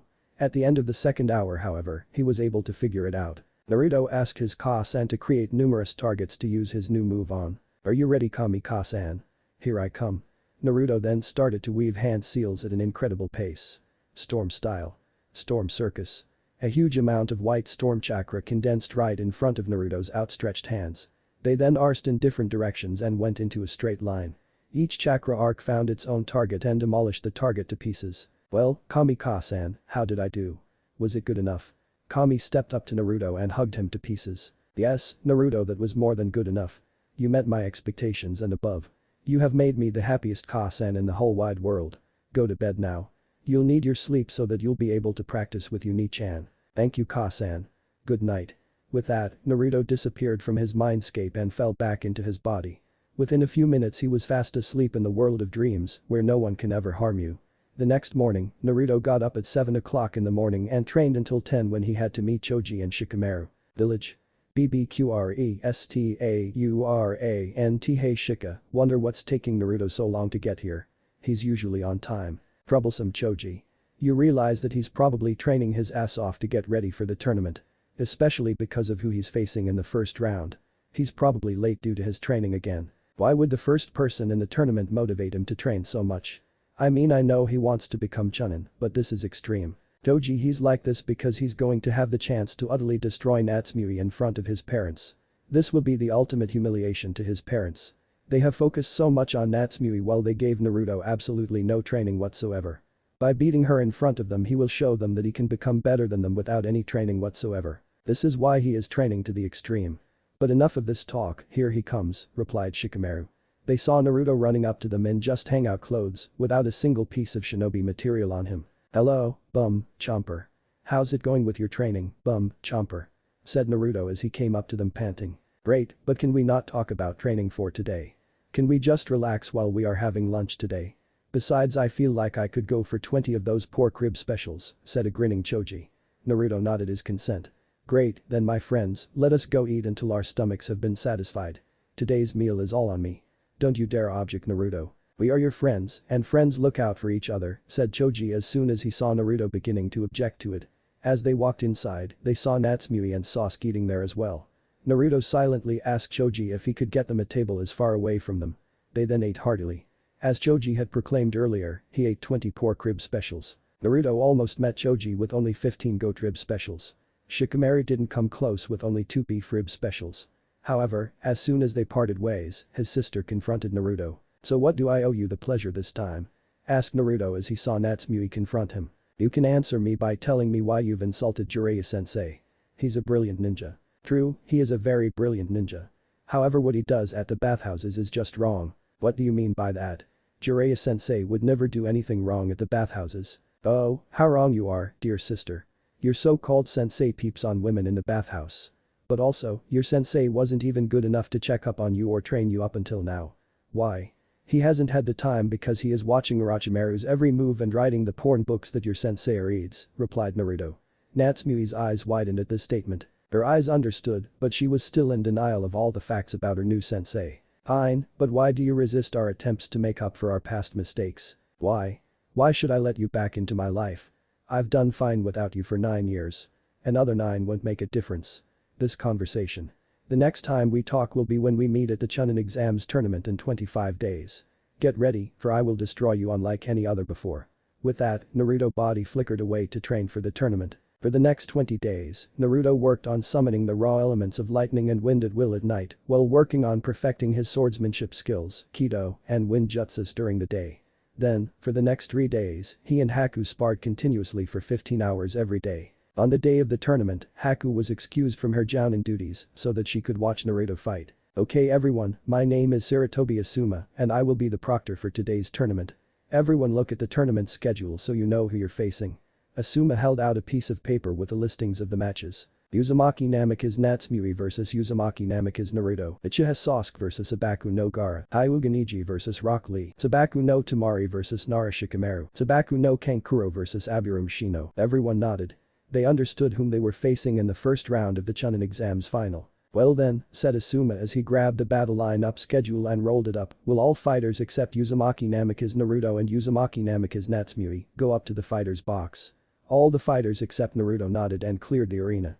Then, let the battle between Uzumaki Namikaze Naruto and Uzumaki Namikaze Natsumi begin. With that, Asuma jumped out of the way to let the fighters have the space for their fight. Well, Naruto, let's see just exactly what you can do other than sealing jutsu. I bet you can't even do a simple jutsu. Take this. Water style. Gunshot jutsu. Natsumi shot off a shot of water at Naruto. She expected Naruto just to dodge. But what she didn't expect was for Naruto to use Kido. Bakudo number 81. Splitting void. Suddenly a pale transparent wall appeared in between Naruto and Natsumi. Naruto then activated Anther Bakudo from behind his wall. Bakudo number 21. Red smoke escape. Suddenly a cloud of smoke obscured Naruto from view. Natsumi searched high and low, but she couldn't find him until he spoke from behind her. Lightning style. Paralysis jutsu. As Natsumi was turning around, her entire body was paralyzed. As she started to channel her chakra into lightning of the opposite nature, Naruto backed up and used another jutsu. Wind cyclone of lightning. The jutsu combined a wind style. Pressure damage with a lightning style. False darkness. The ensuing tornado started ripping up the land as it made its way to Natsumi. However, she was prepared for it. She countered with a fire and wind combo jutsu. Fire style. Fire cyclone. Wind style. Wind cyclone. The two jutsu collided. However, Naruto's jutsu overpowered Natsumi because it contained more chakra than Natsumi's fire and wind cyclone. Natsumi then received multiple cuts along her arms, as well as being electrified on her arms. She jumped backwards to gain some distance between herself and Naruto, while at the same time channeling the Kyuubi's chakra into her arms to heal them. Alright, Naruto, you want a full-out battle, you got it. I shall use my true swordsmanship skills. Then she unsealed 2 seals from a small scroll. These are my swords. They are the heirlooms of the Uzumaki clan. What? I should have received them. I am the oldest and therefore receiver of all the heirlooms of our family. Not that I care. We shall settle this with a sword fight. Naruto then brought out a wooden sword handle. Ah, you think a wooden sword handle will be able to stand up to the whirlpool swords? These swords can slice through titanium. I hope that you have something better than that. Well, if you think that my sword is not good enough, by all means attack me. But be prepared to lose. Very well. Let's go. Natsumi charged at Naruto, swing both swords at him. But he just raised his sword handle to block it as if there were a blade coming out of it. Surprisingly, both blades were stopped by what seemed to be an invisible blade. Up in the fighter stands. What? How the hell did he stop that blade with just a sword handle? Asked Kankuro. Sasuke, said Shikamaru, could you use your Sharingan to see if there is a blade coming out of the sword handle? Sasuke nodded and activated his Sharingan. What he saw surprised all of them. There indeed was a blade coming out of Naruto's sword handle. But it wasn't just a blade of chakra. It was a blade composed of wind. Invisible wind. Whoa, breathed Temari, he must be pretty skilled to be able to do that. My sensei can't sustain a wind sword for that long. And even then, there has to be a gust of wind. He can't just make wind sword right then and there, like your friend Naruto. He truly is gifted. Yes. He is. In Taijutsu, no Genin or Chunin can beat him. In ninjutsu he is a genius. In Kenjutsu he is a master. In Fuinjutsu, he is at the 4th level.